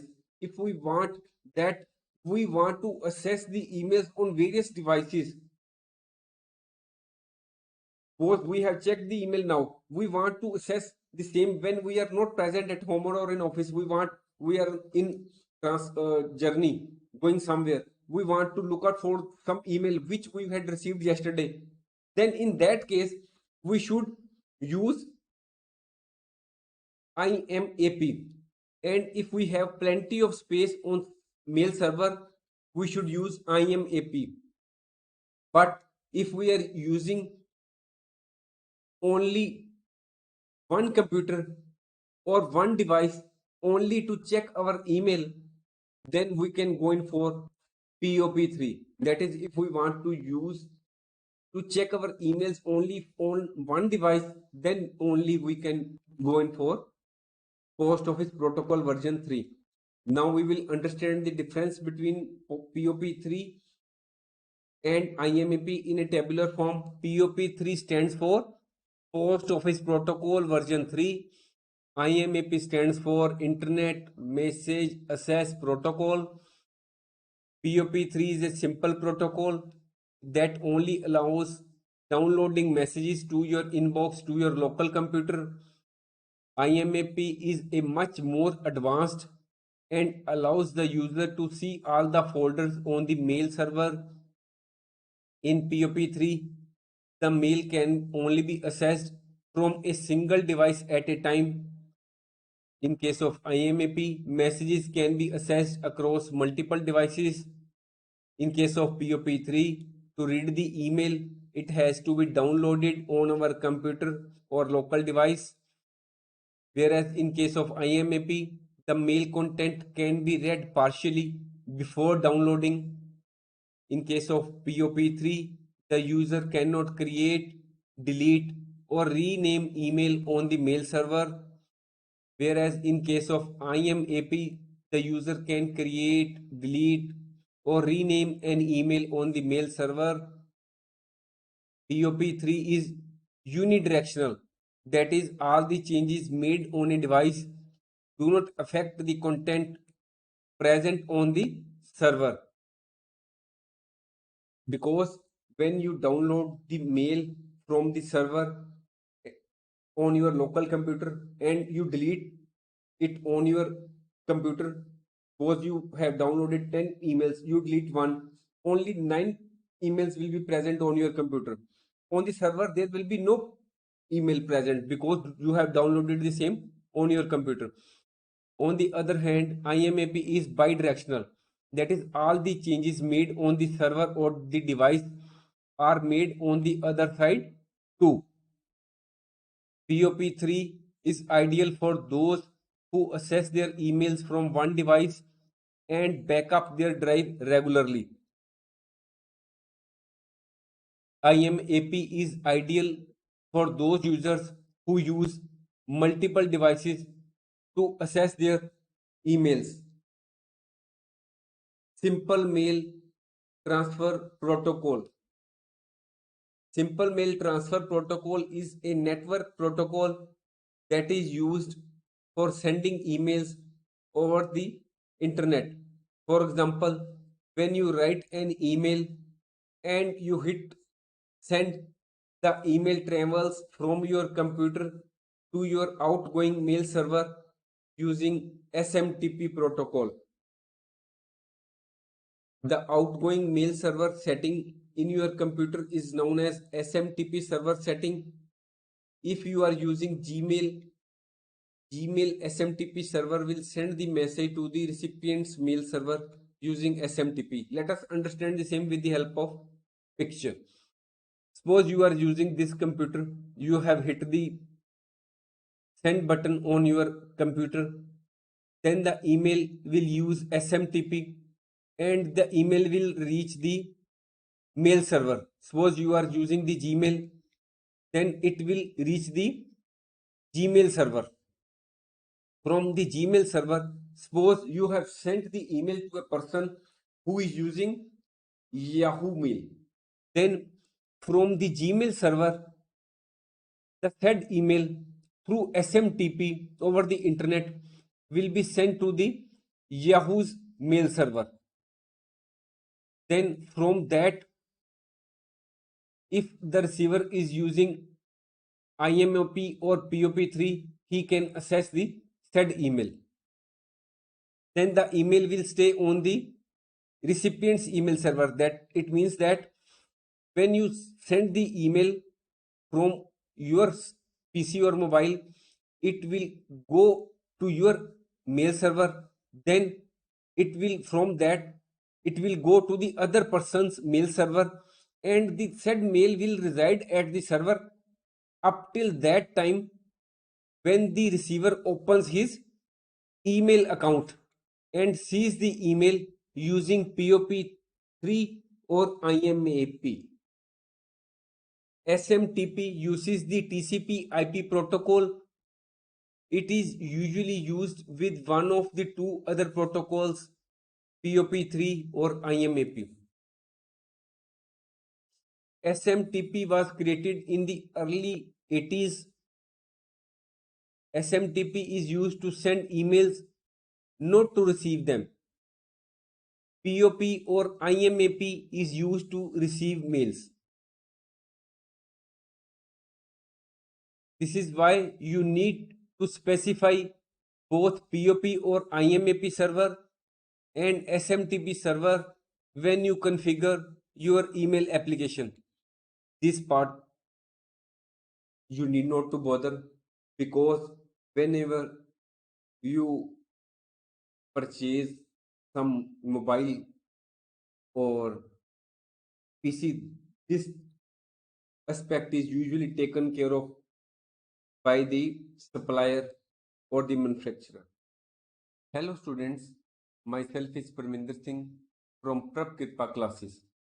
Our today's topic is web applications step-by-step guide. Today we will do part 3 of this topic. We have already uploaded two parts of this topic on this site. You can look out for the same. Today we will cover various questions such as what is the meaning of web server, what is meant by web browser, what is the meaning of web page, website, home page, web client, and what is the meaning of web address, what are the different parts of web address or URL, what is the meaning of email address, what do you mean by blog, what is the difference between blog and website, how we can create a blog account with WordPress, and how to add content to the blog. Now our topic is web server. Web servers are usually the computers which are set up in facilities called data centers. Every website resides in a web server. So we will discuss this web server in detail. It is a computer software and underlying hardware that accepts requests via HTTP or its secure variant HTTPS. Web servers are computers that are usually set up in facilities called data centers and operated by hosting companies. Now, what is the function of these web servers? The purpose of these computers is to store websites so that people can visit the sites on the internet. Every website sits on a computer known as a web server. Now, this is the important point. Server is always connected to the internet. In this picture, you can see that PC clients are connected to the web server via internet. At the most basic level, whenever a browser needs a file, the browser sends the request to the web server for file via HTTP. When the request reaches the correct hardware web server, the web server processes the request through its HTTP server. Then the server accepts the request which has been made by the web browser. Then the server finds the requested file or requested document in its storage space, and when it finds the file, the server sends the file back to the browser along also through HTTP. In this picture, you can see that the web browser has made the request to the web server for a particular file through internet, and web server, upon finding the file, sends the response, that is the desired document, to the web browser. It may also happen that the file the web browser has requested is not available or not traceable with the web server. Then this this server returns a 404 response. It means that the file is not available. Sometimes 403 error may appear on your screen when you make a request for a particular file. It relates to the permission issues. That is, the file which we have requested is not permissible to us. We do not have the authority to access that file. Every web browser that is connected to the internet is given a unique address which is made up of a series of 4 numbers between 0 and 255. There may be a question in the exam that the web server which is connected to the internet is given a unique address. It is made up of how many numbers? Then the answer will be it is made up of a series of 4 numbers between 0 and 255, which are separated by periods. Periods means dots. For example, 68.177.156.131, and this is the another example of another unique address of a web server. There are many web servers available in the market. The web server may be free, as well as some web servers may be paid. Some of them are Apache HTTP server. Then the another is Microsoft Internet Information Services.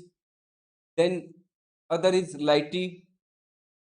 Then other is Jigsaw server, and another is Sun Java system. Any computer can be turned into a web server by installing server software and connecting the machine to the internet. The basic purpose of a web server is to serve files as requested. If a web server is not exposed to the public and is used internally, then it is called internet server. A server can send the same file or different file to hundreds of users at the same time. It is not that if a web browser has sent a request to the web server for a particular file, that it cannot answer the another request made from another web browser for a different file. The web server can give a response to different web browsers at the same time to provide different files. Basically, web server is used to host websites, but there also exist other web servers such as gaming web server, storage web server, FTP, and email web server. Web server works as receive request from the client, that is the web browsers, generate response, and then send the response to the client. To have your website accessible online, you either need your own web server or web hosting, or you may take the facility of web server from web hosting companies. We may add that we have already uploaded many videos or lectures on YouTube, Google, our own website, and many other websites, which include how to manage stress in life, good communication skills, time management tips, most common mistakes in English grammar, future tense, past tense, and many other topics. You can look out for the same. Now our topic is web browser. All of us use web browsers, but most of us do not know what is the meaning of web browser. because whenever we buy a computer or mobile phone to open any website or any other purposes, the facilities of these web browsers and other applications is already inbuilt or is already installed by the seller in the computers or mobile phones.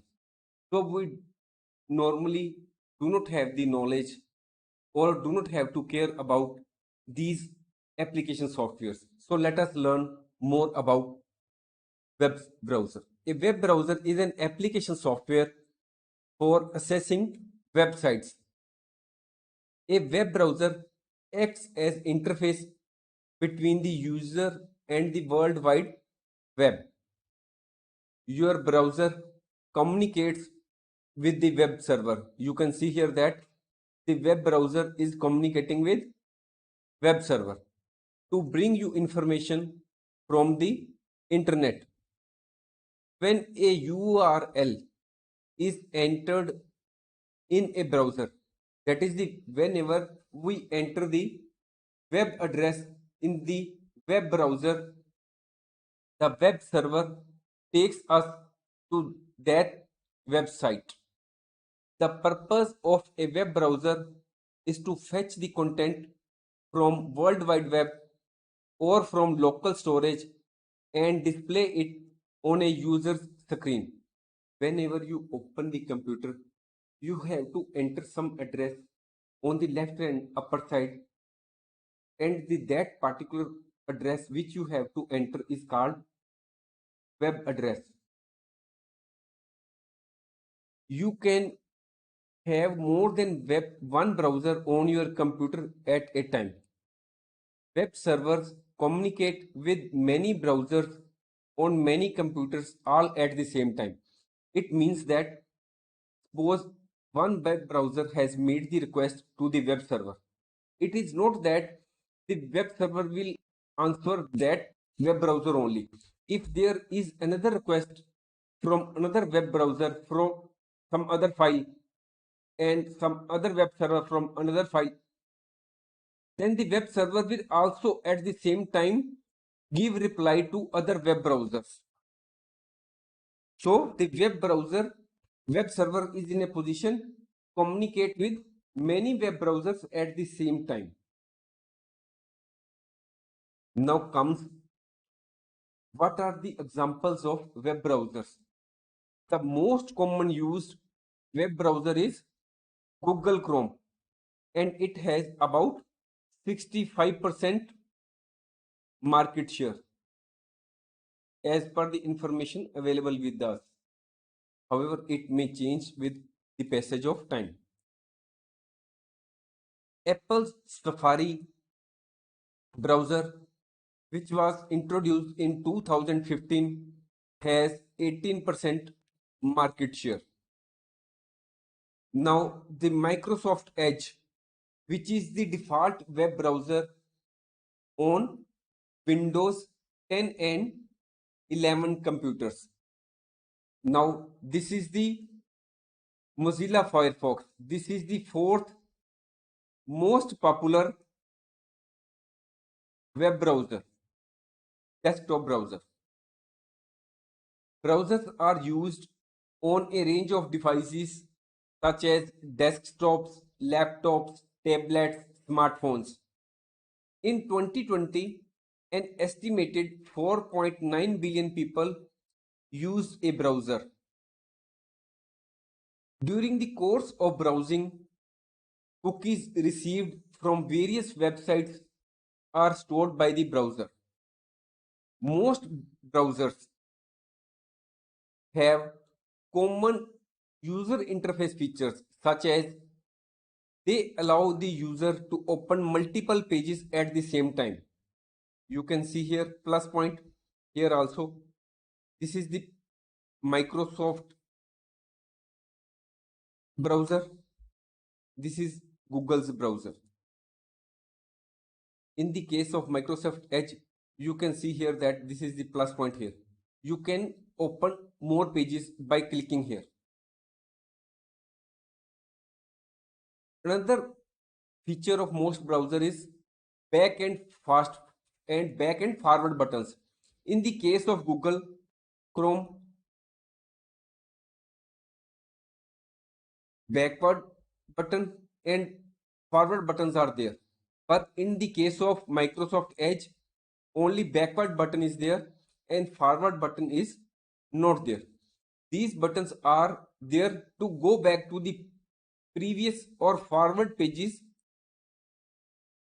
as we have opened. Now there is another button which is called a refresh button. You can see here that this is the refresh button and this is the stop button to reload or cancel the loading of the current page.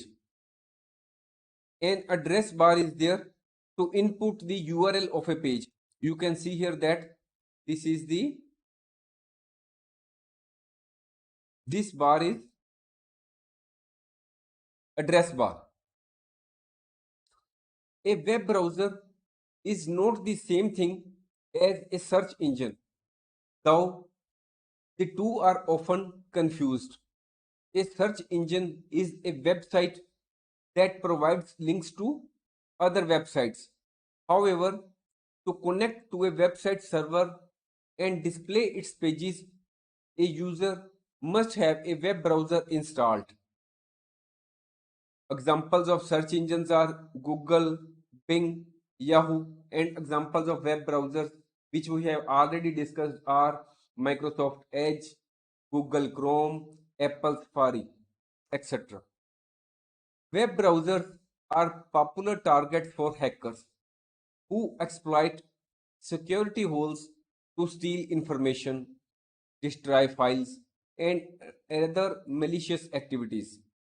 Browser vendors regularly patch these security holes, so users are strongly encouraged to keep their browser software updated. Other protection measures which we can use are antivirus software and avoiding malicious websites.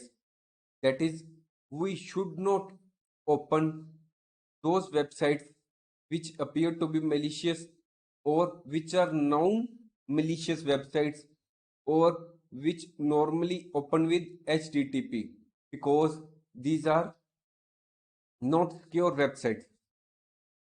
Now the topic before us is web page versus website. For the purpose of simplicity, we can compare a book with a website. As we can see that any book has many pages and any page we can open on our book. In the same way, the website consists of web pages. It means that whatever we open on computer, the page which is displayed before us is a web page, and collection of web pages constitutes the website. We will discuss the difference between web page and website in detail. Web page is a hypertext document on the World Wide Web and viewable by anyone connected to the internet having a web browser. That is, any person who is using the internet facility and also having web browser that can view the pages on the World Wide Web. A web page may contain text, graphics, video material, or a web page may also contain hyperlinks to other web pages and files. A web page could also be blank, that is, there may not be anything written on the same. Each web page is identified by a distinct URL. URL means Uniform Resource Locator. A website consists of many web pages linked together under a common domain name. Here we have used a word that A web page may contain hyperlinks. What is the meaning of hyperlinks? Hyperlink is also known as a link or web link.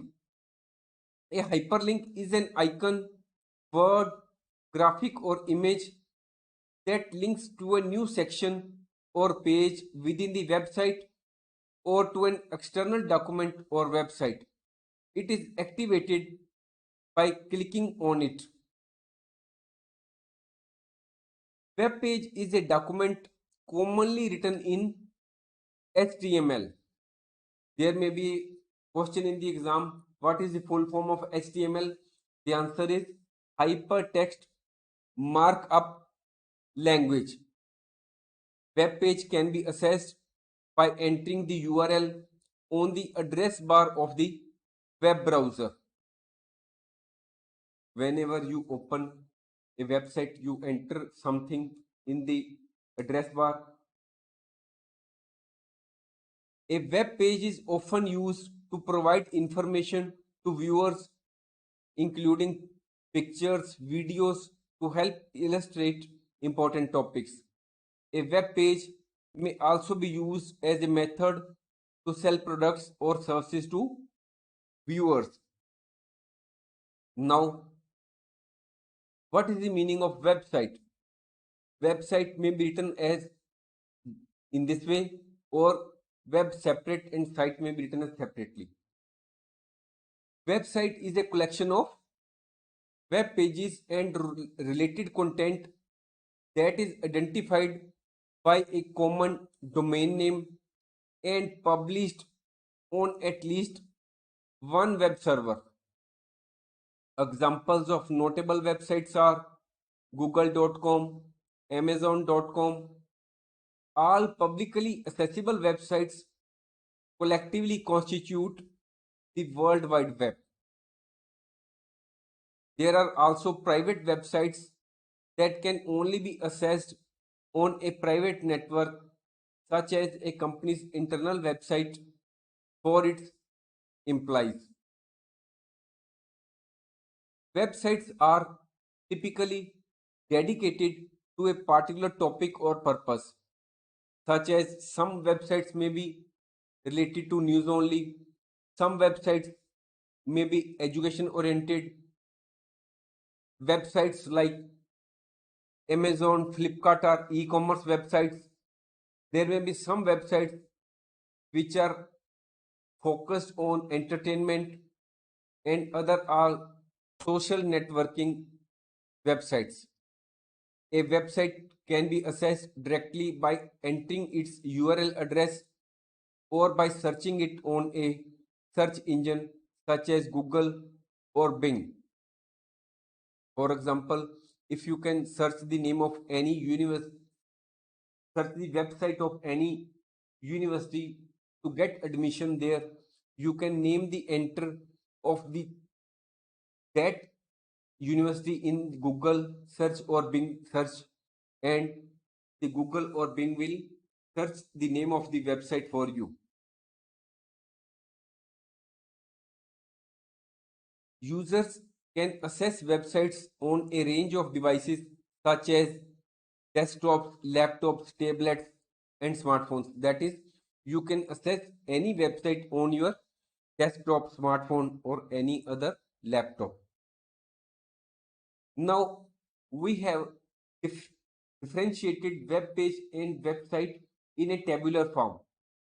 Web page is a single document on the internet, whereas website is a collection of many related web pages linked together under one domain. Web pages addresses of any specific website is directly dependent on the website address. Website address is independent of web page address. If a web page is deleted for any reason, the website will continue to work. But if we delete the website, all the web pages which were there in the website will stand deleted. In the case of web page, development requires less time. However, when we have to develop a website, it takes a long time. A web page usually contains content related to a single entity type. A website usually contains content related to different entities. For example, if we take the example of Amazon, if we click amazon.com, then we are shown the products related to different companies on a single page. The examples of web page are login page, sign up page, contact page, etc. And the examples of websites are amazon.com, quora.com, flipkart.com. Now home page. Home page can be written as this way or this way. It is the main web page or the introductory page of a website. It can help the viewer to find out what they can find on particular site. Good homepage design is usually high priority for a website. It is the most important page on any website. A poorly designed homepage can deter visitors from the site. So all the pages which are there on the website are web pages, but only one web page is home page. That is the introductory page is the home page. Now the meaning of web client. The client or user side of the web is called web client. It is an application that communicates with web server using HTTP. HTTP means Hypertext Transfer Protocol. It typically refers to the web browser in the user's machine that connects to the web server and retrieve web pages for display. Now, what is the meaning of email address? In the past, we used to send letters in physical form by going to the post office or going to the or to send letters through courier. Or now we are using computers for sending our mails or our thoughts, our opinions to other person. Email stands for electronic mail. An email address identifies an email box to which the messages are delivered. It is a paperless method of sending messages, notes, pictures, and even sound files from one place to another place through internet. Email address is made up of two parts.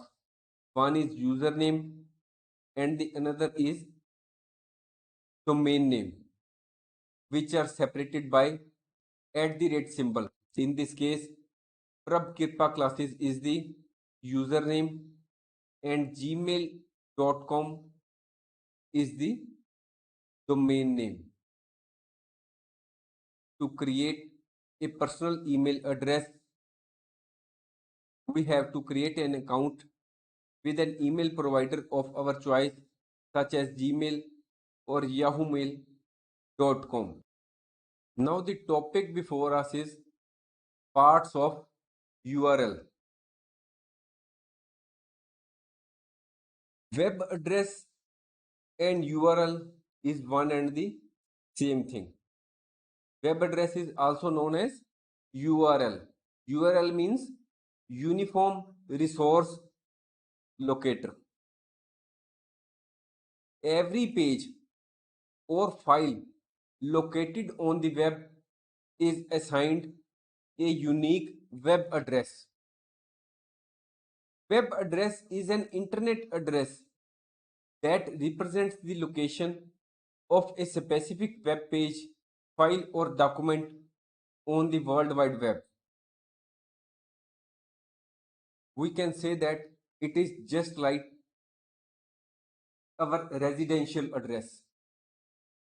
As our house has some specific location and it is in some specific address is given to our residential address, in the same way every page which is located on the web has its own address which is known as its web address.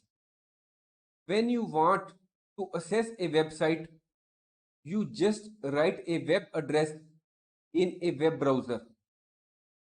Today, there are over 70 billion web pages, and each one of these has a unique address.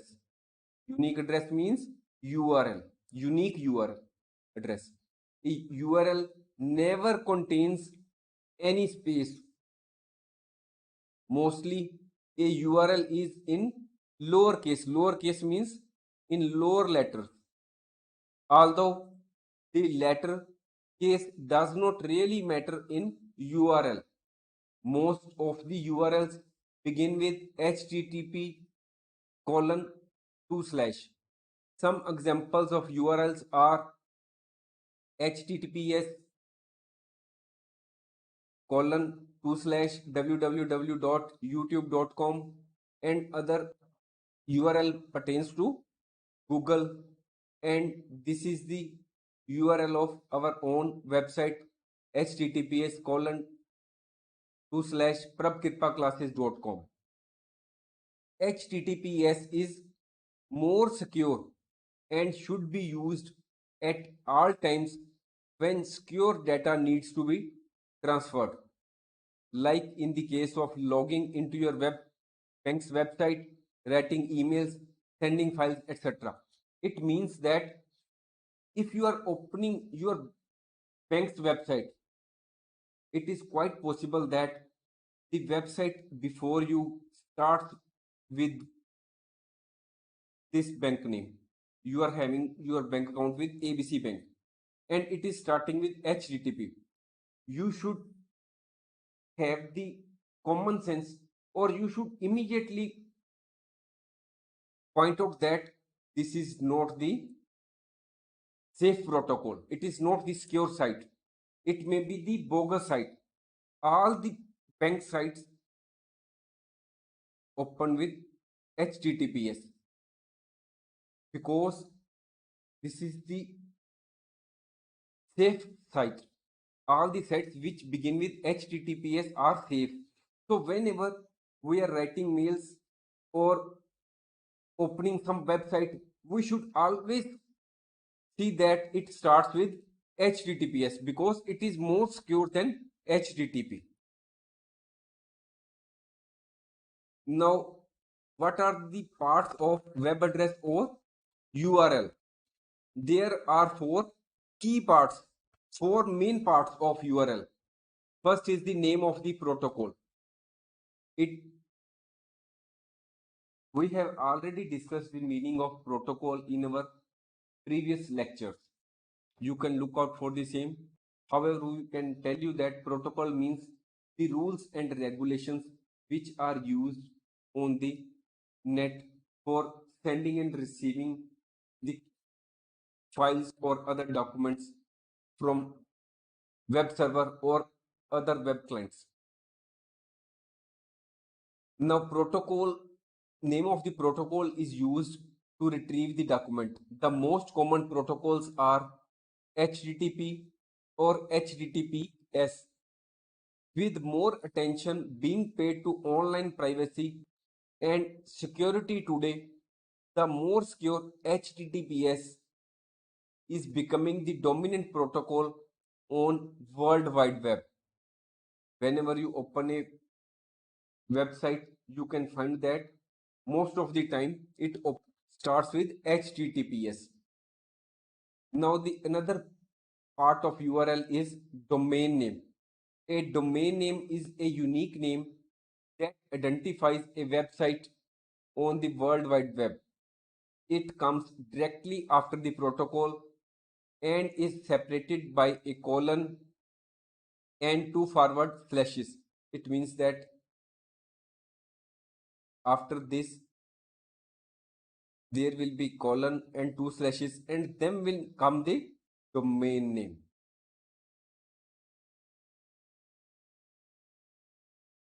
Organizations can use a domain name that corresponds to their name, helping internet users to reach them easily. We will find out the parts on our next page. Now, another part of web address is port number. The web address also requires a port number in order to be routed correctly. The port number is rarely visible in URLs but always required. You can see here that port number is not shown. If the no number is listed at the end of the address, the default port is based on the protocol in the web address. For example, the HTTP protocol uses port 80 by default, and HTTPS protocol uses port 443. There may be a question in the exam: what is the port number which is used in case of HTTP and HTTPS? So you can give the reply that port number is 80 in case of HTTP and port number is 443 in case of HTTPS protocol. Then the other part of web address is, or URL, is path. The path is the file path in the server, more commonly known as location of the file.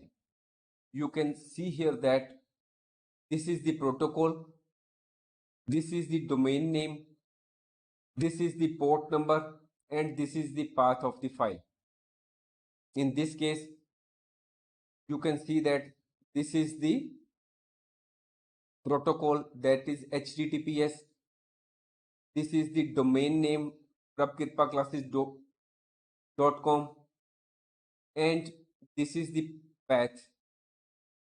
Here you do not find port number because it is not necessary that the same is visible in each and every case, but you can easily say that in the case of HTTPS, the port number here used is 443. After the protocol, for the purpose of some more detail, we will discuss this URL in more detail. After protocol comes the famous www. You can see here that in some URLs you will not find it, as you have find in our previous page that in case of prabkirpaclasses.com, www was not appearing.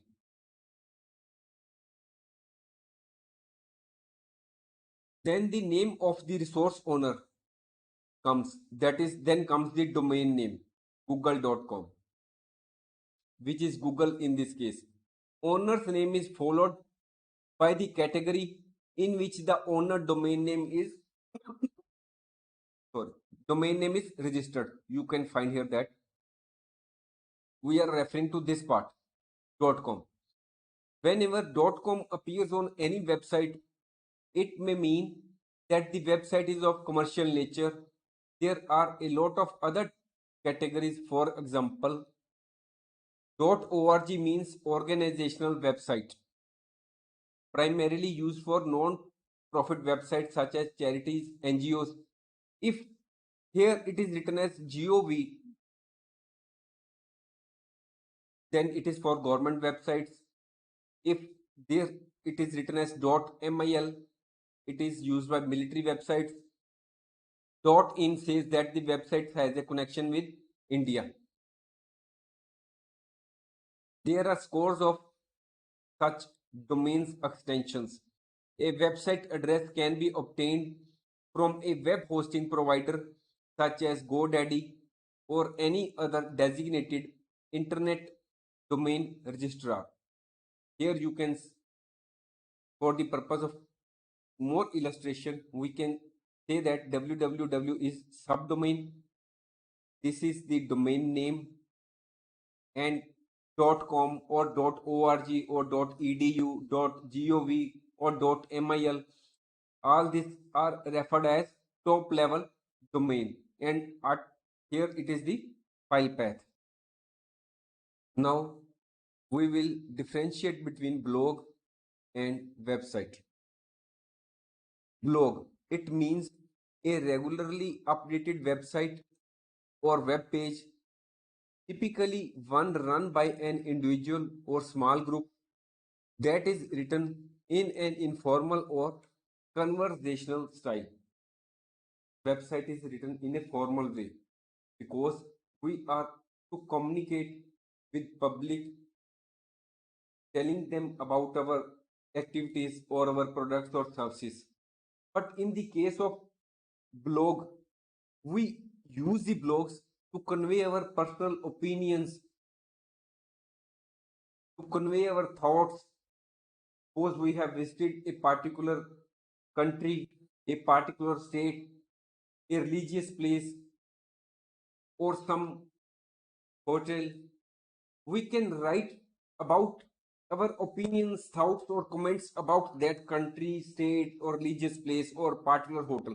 Wherever we have visited, we can write about the same in the shape of blog. It may often contain hyperlinks, videos, and photographs provided by you. The entries of a blog are known as posts. A person who writes a blog is known as blogger. Blogging is the act of posting content on a blog.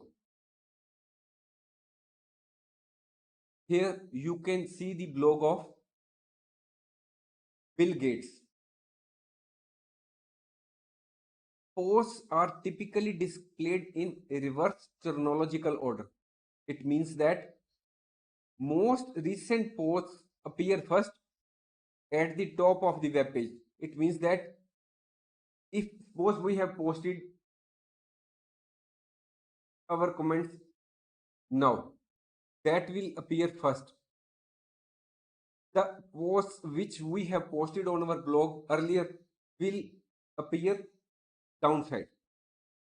Many blogs provide commentary on a particular subject or topic, ranging from politics to sports. Most blogs are mostly textual, although some focus on art, photographs, videos, music, and audio. Blogs are usually managed using a web browser, and this requires active internet connection. You can also use offline blog software to create content first and later publish the content when an active internet connection is available. It means that if you want to post your contents on the blog, internet connection is not required if you are to simply write the same. But if you want to post it so that the general public can view the same, you must have an internet connection. However, you can write the same offline. Blogs are similar to an online personal diary. That is, one personal diary may be something which you may be maintaining in physical form, but blogs are like your personal diary which is online. That is, other people can see the same. But in case of physical personal diary, it is not open to public. There are some popular websites which offer free blog services such as WordPress, Weebly, Ghost, Blogger, Tumblr, Joomla. Now, what is the difference between blog and website? Blog can be defined as a personal diary on the internet of an individual or a company which is updated regularly in reverse chronological order with new information about particular topic. Each blog is a website, but not every website is a blog. On many websites, Blogs are only a part of the website. Many websites do not have a blog. That it means that there may not be any blog in case of many websites. Every person has his or her own story to tell to the world. Through blogging, we can communicate with large number of people. Bloggers can also make money by having advertisements on their blog. For this, the route is advertisers, Google AdSense, bloggers. Now, how to create a blog account? We are just giving an example. WordPress is a free web service. We can use WordPress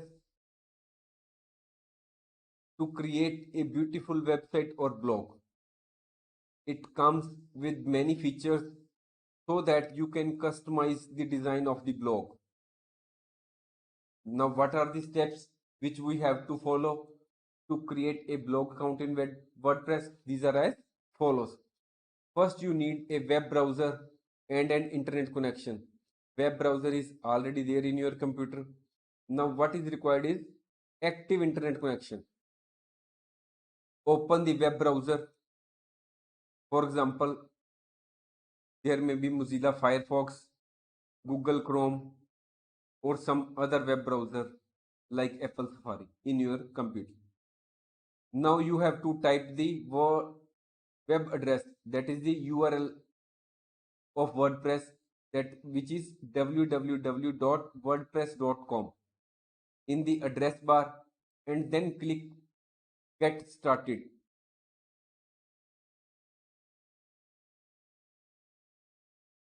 The next page will appear on the monitor with different fields which may be email address, username, password. Then email address, you must provide the valid email address. Username, you should choose a username for managing this blog. You should have a strong password for securing your WordPress blog account. After entering all these three fields, click on create your account. Now you have to mention blog address. It is used by the viewer to view your blog. After entering all this information, your blog is ready for use. Though it may appear to be somewhat confusing, but once you do it on the web browser using internet facility, you will find all this very simple. Adding content to the blog. Now, how to add content to the blog? Once you have created a blog, you have to submit content that you want others to view. Others, what you want to communicate, what are your views, what are your emotions you want to tell to the public. The process is called posting content. To create a post, click new post. Window similar to the one in the figure appears. You then second point is title. Here this is the title. You must provide a title for your post. Choose a title that this post will focus on. Suppose you have visited a particular country, you can say that my visit to USA. You can also, other example may be school annual day function 2021. You can type content that you want others to view. Here you are to write the content. Once you have finished typing content, in the content box, click publish button. Here this is given. To publish your content or post, to view your post, you can type the blog address in the address bar of the web browser. You can also add photos, videos, etc. to the blog using the options available in the WordPress. You can comment on the posts published by others. There may be another bloggers who have given their who have updated their posts or uploaded their posts. You can also give your comments on the posts of others. Usually the option is available towards the end of the post. For example, in the WordPress, the comment box is located below the post and labeled as leave a reply as shown in this picture. In the comment box, you are to give your comments. Then you have to mention your email address, your name, your website address or blog address is optional. Once you have typed the content in the comment area, review carefully and click on the post comment option. Hello students, myself is Parminder Singh from Prab Kripa classes. Our today's topic is Web Applications Step-by-Step Guide Part 4. In this course, we will discuss the meaning of online transactions, what are the various features of online transactions, what are the benefits of online transactions, and what are the various limitations of online transactions. We will also find the answer to the question, is it possible to cancel an online transaction after the payment has been made? Another, why does a transaction fail while doing an online payment?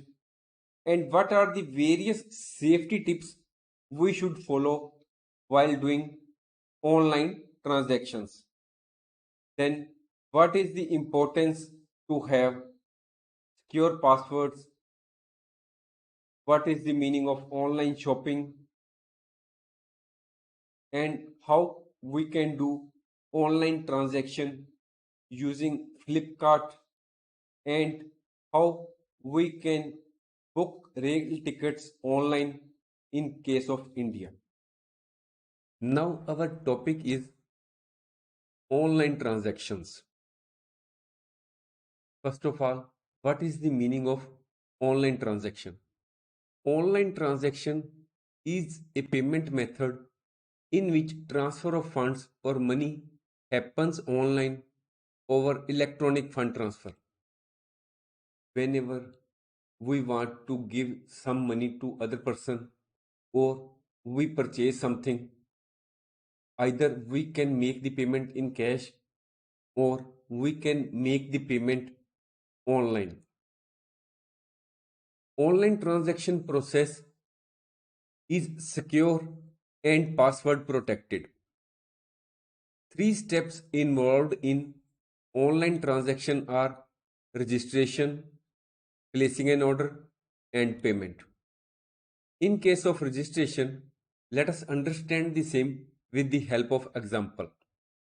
Suppose you want to purchase something from Amazon site. You have to get yourself registered on that site. If you are not registered, you are to register the same yourself on the site, for which the site will ask you normal questions like your name, your phone number, your email address, and such other questions. And after that, you will be required to have your login name and password. After completing the process of registration, you will be able to purchase anything on which is available on the Amazon site. And after placing the order, the next slide will open, which will ask for the payment, whether you want to use credit card, debit card, net banking, or some other payment method. Online transaction can be conducted using various devices including desktop computers, laptops, smartphones, and tablet computers. There is no need to do any kind of paperwork in online transactions. You have only to use your computer or mobile phone or tablet computer which is having internet connection, and you can transact online. You can make as many transactions as you want without any restrictions. It means that if you have purchased something on any online site, then after that you can again purchase after completing the first transaction. Now, what are the features of online transactions? First is online transactions are faster. You can purchase something or make payment to some other person very quickly in matter of seconds. Second feature of online transaction is lower transaction cost. Suppose we have taken some money from someone. If we want to repay the same, it is quite possible that the other person is residing some miles away from our home. One method may be we go to his home and make the payment, which will involve the time pending, and also will have to go to the other person by means of some transport. It will involve cost. But in the case of online transaction, the lower transaction cost is there because you have already have internet connection and only some minor charges may be levied for the online transaction. Next is 24 by 7 accessibility. You can purchase or sell something online 24 by 7, or you can send the payment to someone 24 by 7. As already explained, if you are to make payment to someone, you can make the payment in cash or online. If you want to make the payment in cash, you will not go to his house or office at night. There is some time period, office hours, or you will visit that house during daytime. But in the case of online transaction, you can purchase something or you can send the payment to other person anytime, whether it is day or night. Next feature of online transaction is reduced role of human in the whole transaction process. All transactions are recorded and stored digitally, hence chances of human error are reduced because all the payments in case of online transaction are recorded digitally. The chances of errors are reduced.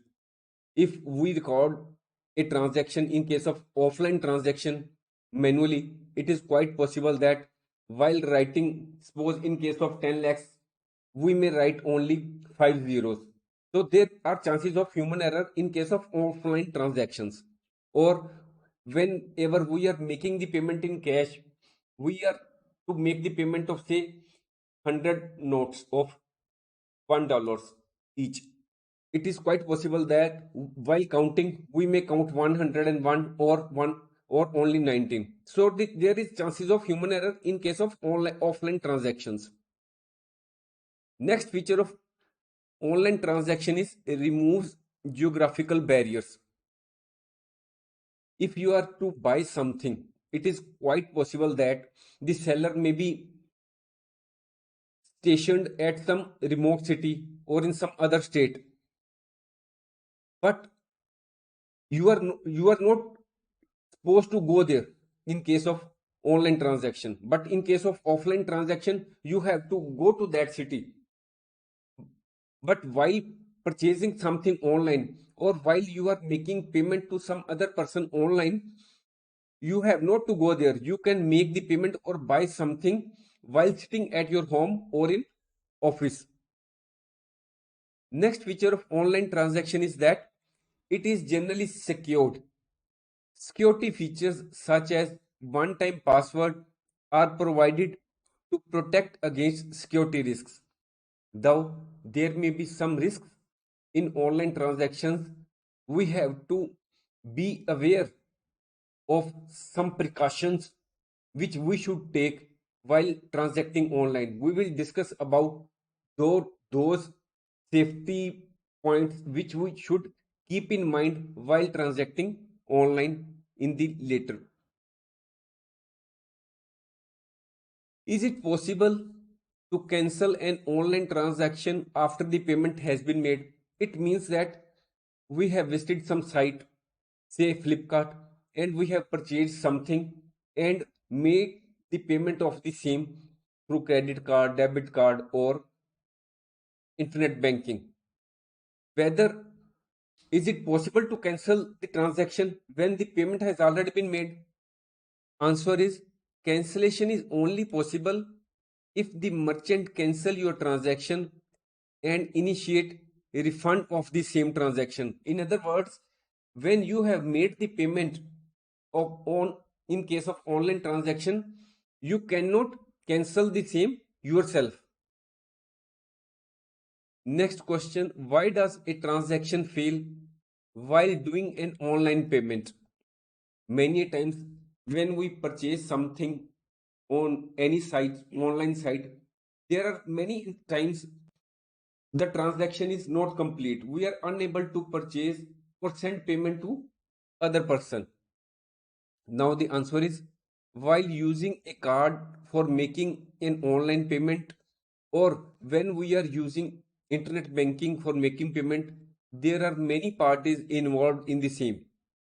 While we are making payment through card, there are many parties involved such as issuing bank, processing platform, acquiring bank, merchant platform, card networks like Visa, Master, etc.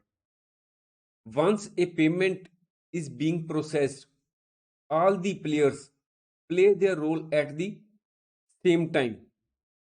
And if any of these has some issues at its end of network, the payment tends to fail.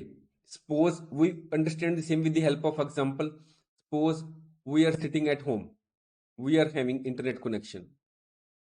We go to Amazon site and make purchase something. While making payment, we make use of some debit card or credit card or some other internet banking. Then we have to make the payment through Amazon, and after receiving the payment, the site will say, okay, your order has been placed. But it is quite possible that our internet connection may fail. It is also quite possible that the debit card which belongs to some card network like Visa or Master, his network internet facility may have dropped. It is quite possible that our banker from where we have obtained the debit card or credit card or we are availing the internet facility, their internet may be slow or Amazon site may be slow. So when many of the parties are involved in the same transaction, there may be some problem at any of these sites. So in that case, the payment tends to fail. Now we may be having money in our account. Now, what are the benefits of online transaction? First is saves time. Online transaction saves time on purchasing or whenever we want to send money to someone, we have not to go to market to purchase something or we have not to visit the other person's office or market or his home to make the payment in cash. We can send the payment online or purchase something online. Convenient. You can do online shopping at any time of day or night from the comfort of your home or office. Offline markets are open during the prescribed day of the time, or very few of the same are available 24 by 7. So in case of online shopping, we can make the payment in any time of the day or night, or we can send money to someone at any time, whether it is day or night. Next benefit of online transaction is it is faster and easier. Online transactions are often faster and easier than conventional brick and mortar transactions. Brick and mortar transactions means whenever we visit to a shop to purchase something, then it involves time in going there, selecting something from the display, and then make payment. Whereas in case of online transactions, we can select something which is we want from the list which is displayed before us on the computer or mobile, and we can make the payment while sitting at our home. Buy anything, you can look for anything on the internet and buy it. Whenever you want to purchase something offline, you may have to visit many stores to find a particular brand of product which you want to buy. But in the case of online transaction, hundreds and thousands of products are available on the single site. So it in saves time and it is faster and easier. Next point of benefit of online transaction is easier to transfer money. We can easily transfer money from one place to another or to someone who lives in a different country. Next benefit is no need to carry cash. The person does not have to carry cash to pay for the transaction. Next point is absence of delays in payment. It means that there is absence of delays that occur during offline transactions. In the case of offline transactions, it is quite possible that you have purchased something for say rupees $1,000. If the money is counted manually, it will take quite some time. But when you are making the payment online, it happens in just a matter of seconds. Now, what are the various limitations of online transactions? First point is high server load. Sometimes it happens with millions of requests at the same time and becomes difficult to handle those all, and hence the server gets down, which results in difficulty to make any online transaction. Let us understand the same with the help of example. Suppose there is some festival sale on some online site, say Flipkart. As the site is giving say 30% discount flat on all its products, and there is lot of advertisement on various TV and newspaper channels, then what the people will do? The public will try to purchase the same immediately before the product is out of stock. So when there is huge discount on the products available online on any particular site during any festival season or any sale time, then the requests may be in millions, which the server may not be able to handle. You are already aware that each server has its own capacity to handle the requests. So when the request exceeds the limit of the server becomes overloaded. So it is quite possible that you may not be able to complete your online transaction at that time. Next point of limitation of online transaction is security issue. Online transactions are often not secure. This means that there is risk of identity theft or fraud.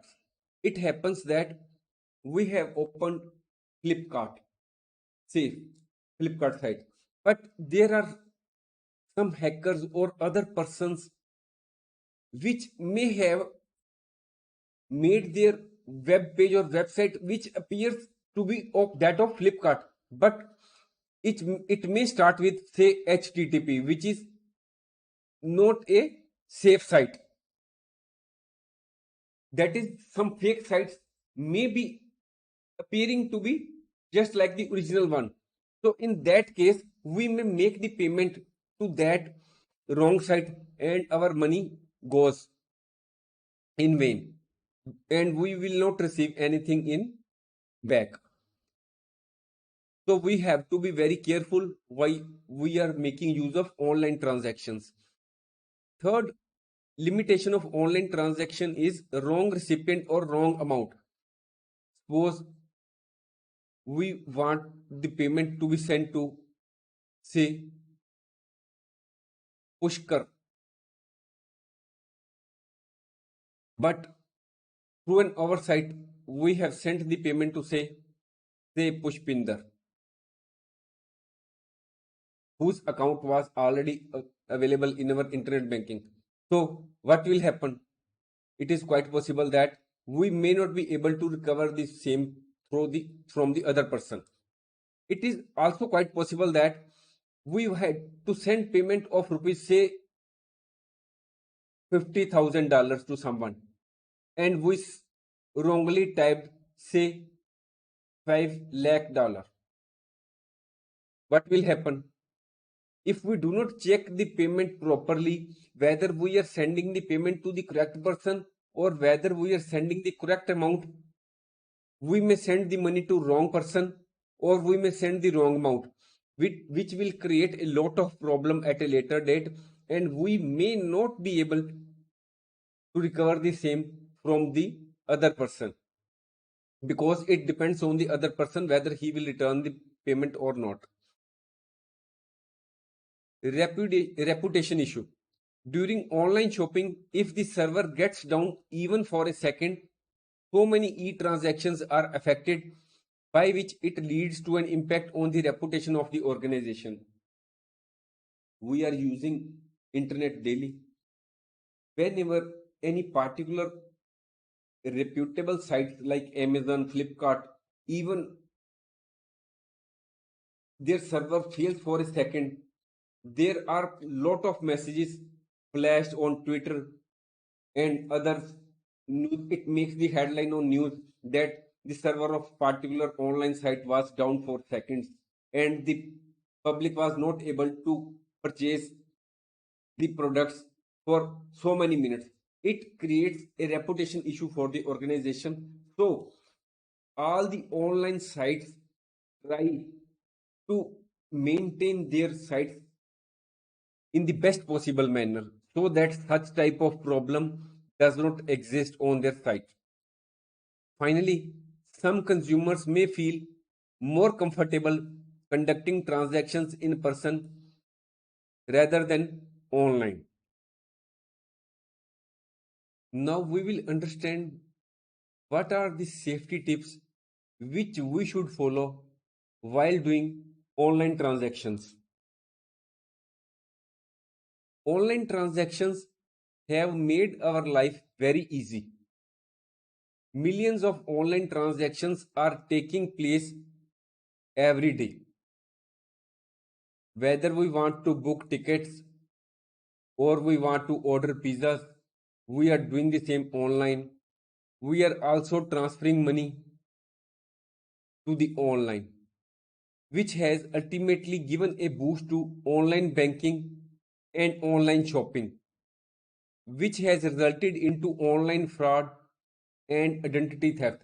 As online transact as the usage of online transactions is rising day by day, it has given an opportunity to criminal minded people like hackers to opt for those means which may cause loss to the general public. They may hack your computer, they may intercept in your transaction. It is true that online transactions do carry some risk, but we can avoid these threats. We should follow following safety tips while doing online transactions. First and foremost important tip is use strong passwords. It is many times happens that suppose my name is Ashu. It happens that while making an opting for password, we write our own name and then write Ashu at the rate 123. This is our say password. We should never use our own name or the name of our any family member which is easily guessable. Neither we should use our date of birth. Suppose our date of birth is,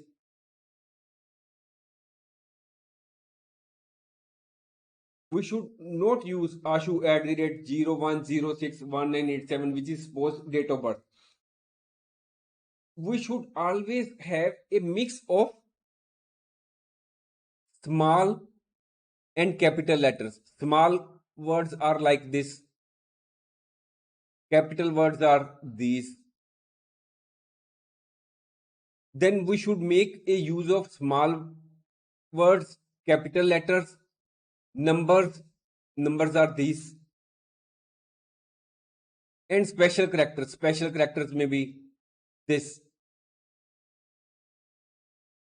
Please make sure that the password length is more than 6 digits. While opting for strong password, we can write that in this manner.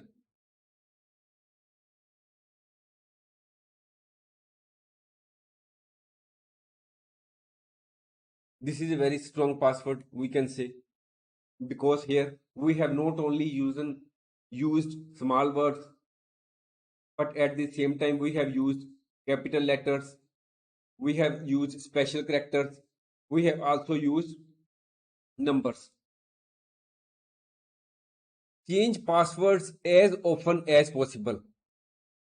Whenever you visit it, it quite often happens that when you have not used the site for quite a long time, stay for months together, the site will itself ask you to change the password and then proceed. But at least every 3 months, after every 3 months, you should change password if the site does not ask you. We can also take the help of a site http colon /strongpasswordsgenerator.net to generate strong password. This is the appearance of the site where we can first select the length of the password. We should use symbols, numbers, lowercase, uppercase, and some other characters. And then we can, after selecting the same, we can generate the same. It will be very helpful if we use this site for generating password. The password generated, you will yourself observe that it is very strong, and it will be quite difficult for the hackers or other criminal minded people to break your password. Next safety tip is do not use public computers. Whenever you are making online transaction to send money to some other person or want to purchase something online, avoid public computers. Make use your own computer or mobile phone for making online transactions. Do not use the computers installed at internet cafes, as those computers can be manipulated by adjusting its hardware or software. Never save financial passwords on your computer. Whenever we visit a site to purchase something, sometimes there flashes is a point where it asks you, computer asks you whether it should remember your password. Never save the password on, never ask, let the computer save your save your password. Fourth tip is install good antivirus software. You can select any of these antivirus software which are branded. While we have given the picture of few of the antivirus software, We are neither recommending any particular software. You can search the same at your own level. Now, what is the benefit of antivirus software? Antivirus software protects your computer against malware like viruses, computer worms, spyware, and cyber criminals. This software prevents, scans, detects, and deletes viruses from the computer. Whenever a virus hits your computer and you have installed a good antivirus software in your computer, there are chances that the software will detect the same and remove the same. But if you have not installed good quality antivirus software, there are very chances that the virus will infect your computer and you will and the most of the data on your computer may be deleted or hacked by the hackers. Next safety tip is use secure sites. We should give details of our credit card or our bank account only on secure sites. See in the address bar of the browser. See here. If the site address starts with HTTPS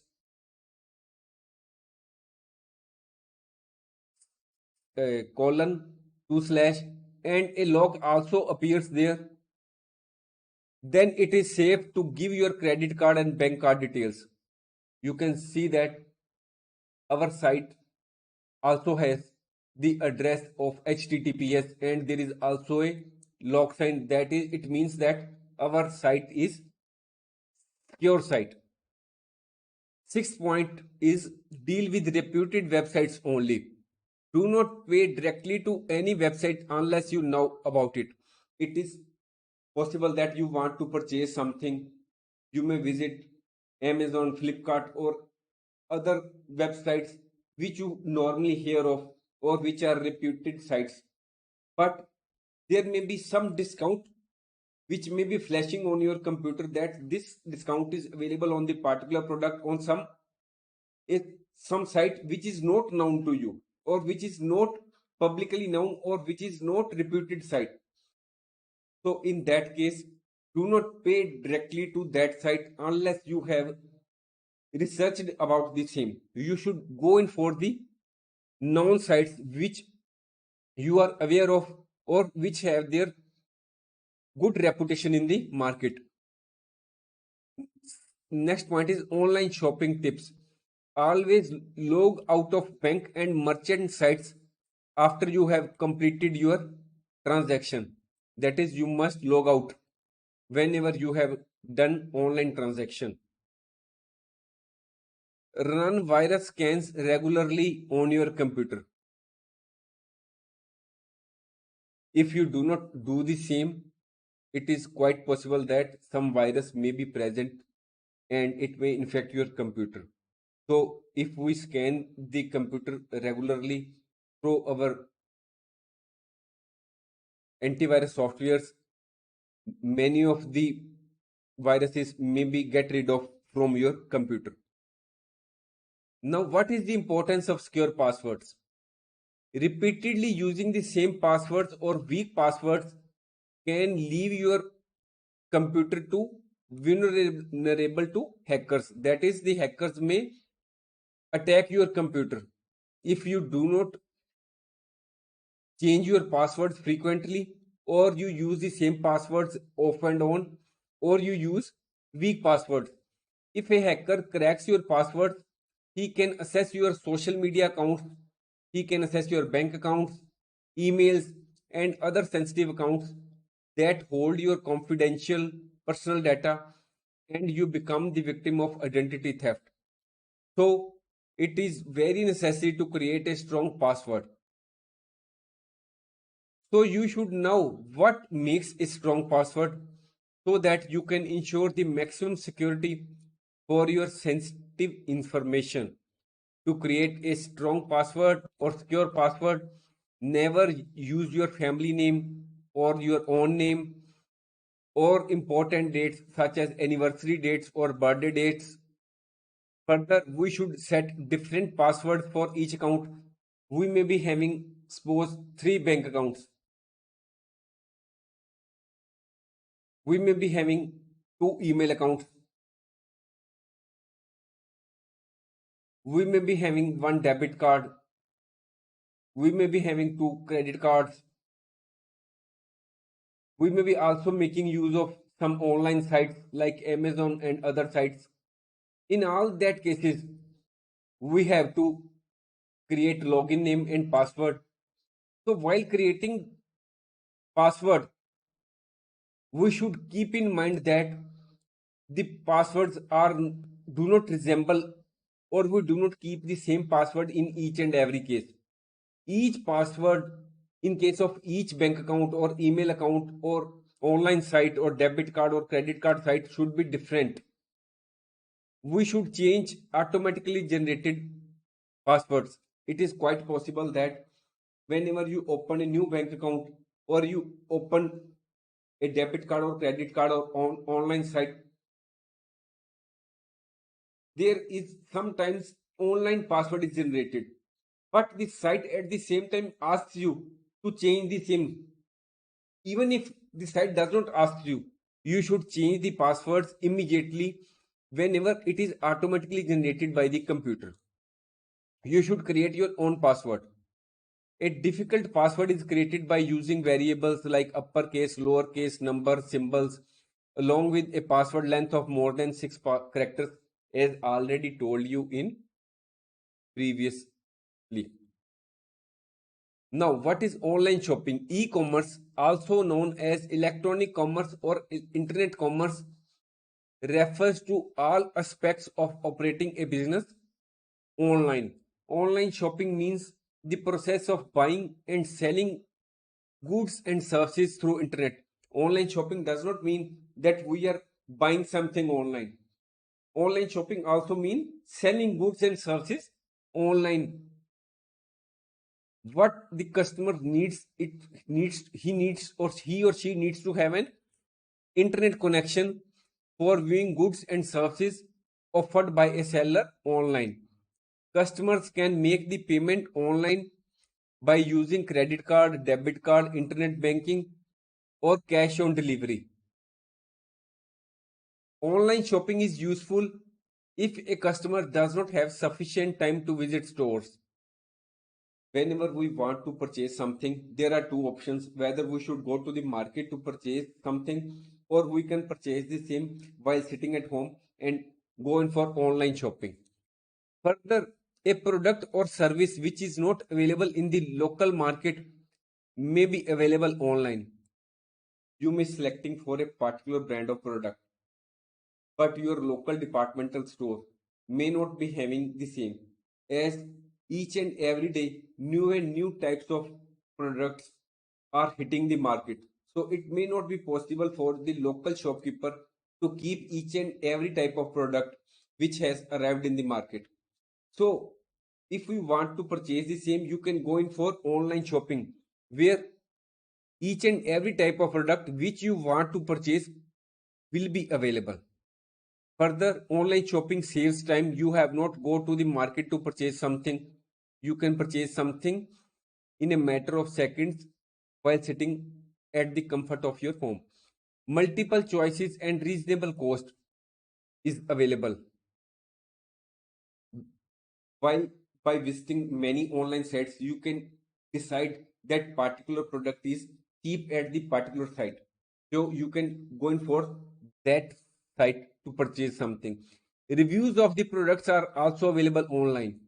Whenever a person purchases something and he finds that the particular product is useful, he may give the review for the same on the online site. But if the product is does not come up to the expectations of the customer, he may also give the bad review about the product on the online site. So whenever you find that the reviews of the product are good, you may go in for online shopping. If you find that the reviews of the product are not good, you may decide not to purchase the same. Further limitation of online shopping is it does not give us a personal touch of shopping, particularly when you want to purchase say clothes. you cannot touch the theme in case of online. Whereas in case of offline store, you can go to the shop and find out the quality of the product, whether it is good, it is rough, or it is very soft. This type of touch is not available in case of online shopping. It is available only in offline shopping, where the part further the product may be of different color while it is shown on you the site, but when it actually reaches you, you find that the color of the product is quite different. So such type of touch or actual product color is available when you go in for offline shopping. Making payments online is not completely safe. Sometimes it happens that when you make the payment online, the payment is deducted from your account, but in the meantime internet connection is down and your payment is hangs in between, and you get the refund after only after few days. It is also quite possible that there may be some online fraud. So all these types of limitations are also there in online shopping. But it does not mean that we should not go in for online shopping. The benefits of online shopping are much more than its limitations. However, we will have to be careful while we are making use of online shopping to purchase something. Now, an important term is OTP. OTP stands for all one-time password. Whenever you purchase something online and make the payment, say through debit card, credit card, or net banking, there is a password which comes to your email account or flashes on your mobile phone, which you have to enter on this site so that the transaction is through. This is a step in two-factor authentication when you log into website or process a transaction. It is whenever you log into, say for online shopping, you have to enter the password, your password. And whenever you make the payment online, again you have to mention the one-time password which has come on your mobile or in your email account. So this is two-factor authentication. It is also quite possible that in case of net banking, you may have to mention the password of internet banking which you are using, and after that when you are say okay to complete the transaction, another password may hit your mobile phone and you may have also to enter the OTP. So this is the password which is already available with you in case of internet net banking, and this is the password which have arrived in your mobile phone, and you are also to mention the same. So this is two-factor authentication when you log into website or process a transaction. On a website that you have to log into such an online bank or credit card company, you will often use a standard password, as already told. Then an added step of security, there will be one-time password which is sent to your phone or your email that you must enter as a second password. In most cases, OTP is 6-digit number. Do not share the OTP with anyone. Whenever you receive the message, there is already mentioned that do not share the OTP with anyone. Some of the popular online transaction websites are IRCTC, which is online portal for booking flight and train tickets in India.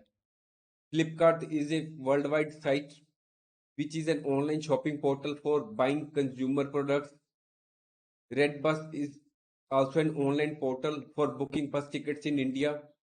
Amazon is an American e-commerce company with headquarters in Washington. It does not mean that only these are the four sites which are popular worldwide.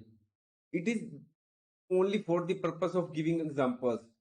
There are hundreds and thousands of other websites which are quite popular. It is just for the purpose of illustration. Now our topic is online transaction using Flipkart. Flipkart is an online store where you can purchase a variety of electronic goods, books, accessories, digital cameras, mobile phones, and peripherals such as printers, etc. We are taking up this topic only to show how the online transactions take place on e-commerce sites. Flipkart offers multiple payment methods like credit card, debit card, net banking, e-gift voucher, cash on delivery. Same type of payment methods is also given by Amazon and other sites. We are taking this only as an example how the online transactions takes place on e-commerce sites. To purchase goods on Flipkart, please follow the given steps. By using web browsers such as Firefox, Chrome or Internet Explorer, type www.flipkart.com in the address bar and press enter. A web page or home page of Flipkart will appear as shown below. Such type of web page will appear before you, or it may be changed by the company from time to time. Click on login as shown in figure. Here you have to log in. If you have an Flipkart account, then you may log in using your mobile number, email address, and you may enter your password, and then you have to log in. But it is quite possible that we do not have an account with Flipkart. We are new, so we will have to create an account with Flipkart. If we do not have, we will create an account with the help of mobile and email and some other details which the site will ask you. Then enter password and sign up. After signing up, this type of screen will appear before you on your laptop or mobile, wherein different categories of products are given. As per your choice, you may click any of these and type of the brand which you want to purchase. Flipkart has a variety of products organized as categories. You can either look for the respective product in appropriate category, or you can search the same for a particular product. Now click on the item which you want to purchase and then click to add to cart. You can select one or more products before you proceed for payment. It is not that you have to select each item and make the payment. You can create just like a basket whenever you go to an offline market shop. In the same manner, there is cart which is available. You can add the product to your cart and then go for the payment. Products added to your shopping cart will be available for review prior to making payment. All the cart will be available before you on the screen. Here only one product has been shown. So here all the number of products you have chosen for buying will be displayed on the site, and the total payment will also be reflected, which you will have to make either online or through offline through cash on delivery payment. Flipkart offers a variety of methods for payment such as debit card, credit card, net banking, cash on delivery, e-gift voucher to complete the payment. You have to enter the appropriate details as mentioned in the required in the mentioned fields and click pay to initiate the payment. Depending on the payment selected, additional windows may be displayed on the site and procedures will vary to complete the online transaction. Now topic before us is online transaction for booking rail tickets. We are living in India, so we have taken the example of IRCTC, Indian Railway Catering and Tourism Corporation. Most of the time, whenever you want to book rail ticket online, The presentation on the sites is somewhat the same. Only the companies differ, or some other minor changes may be there. Mostly the procedure which we have to adopt for booking online tickets is somewhat the same.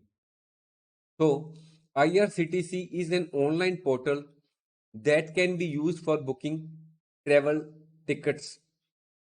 E-ticket or electronic ticket is a digital ticket which is equivalent of a paper ticket. It is added that IRCTC has started booking bus tickets of state road transport corporations and, and also providing facility of hotel bookings and air tickets and tour packages.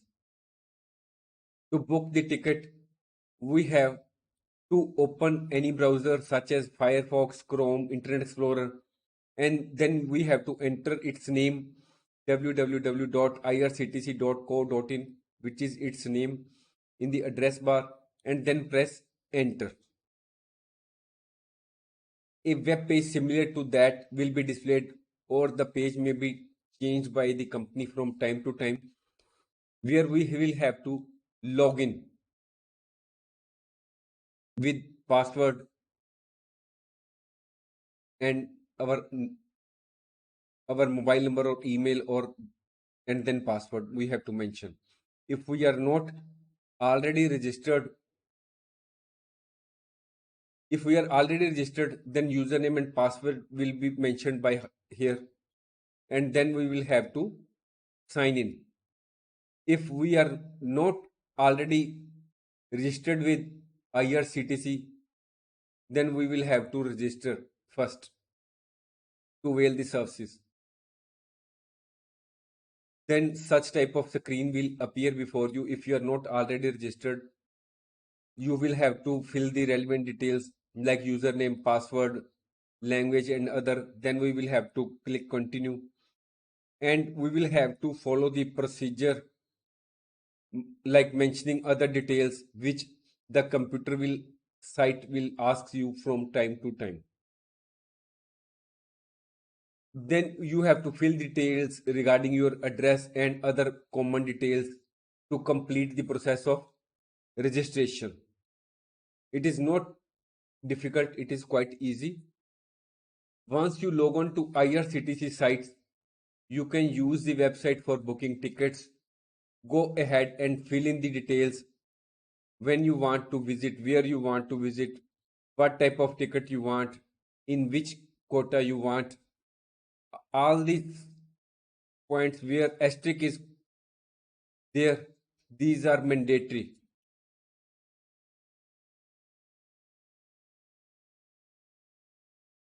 Once you find the train from through which you want to travel, list of trains is available.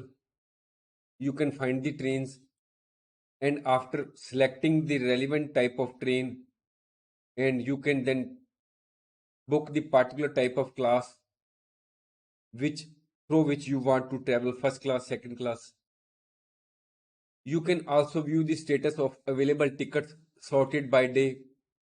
Once you have fixed a date that is convenient for travel, you can proceed to book the tickets by following the instructions which are given on the site. Once you book the site, an electronic copy of the ticket will be displayed on the screen. At the same time, a copy of the ticket will be also mailed to your email address which you had mentioned during the process of registration on the site. Now we will like to conclude this course.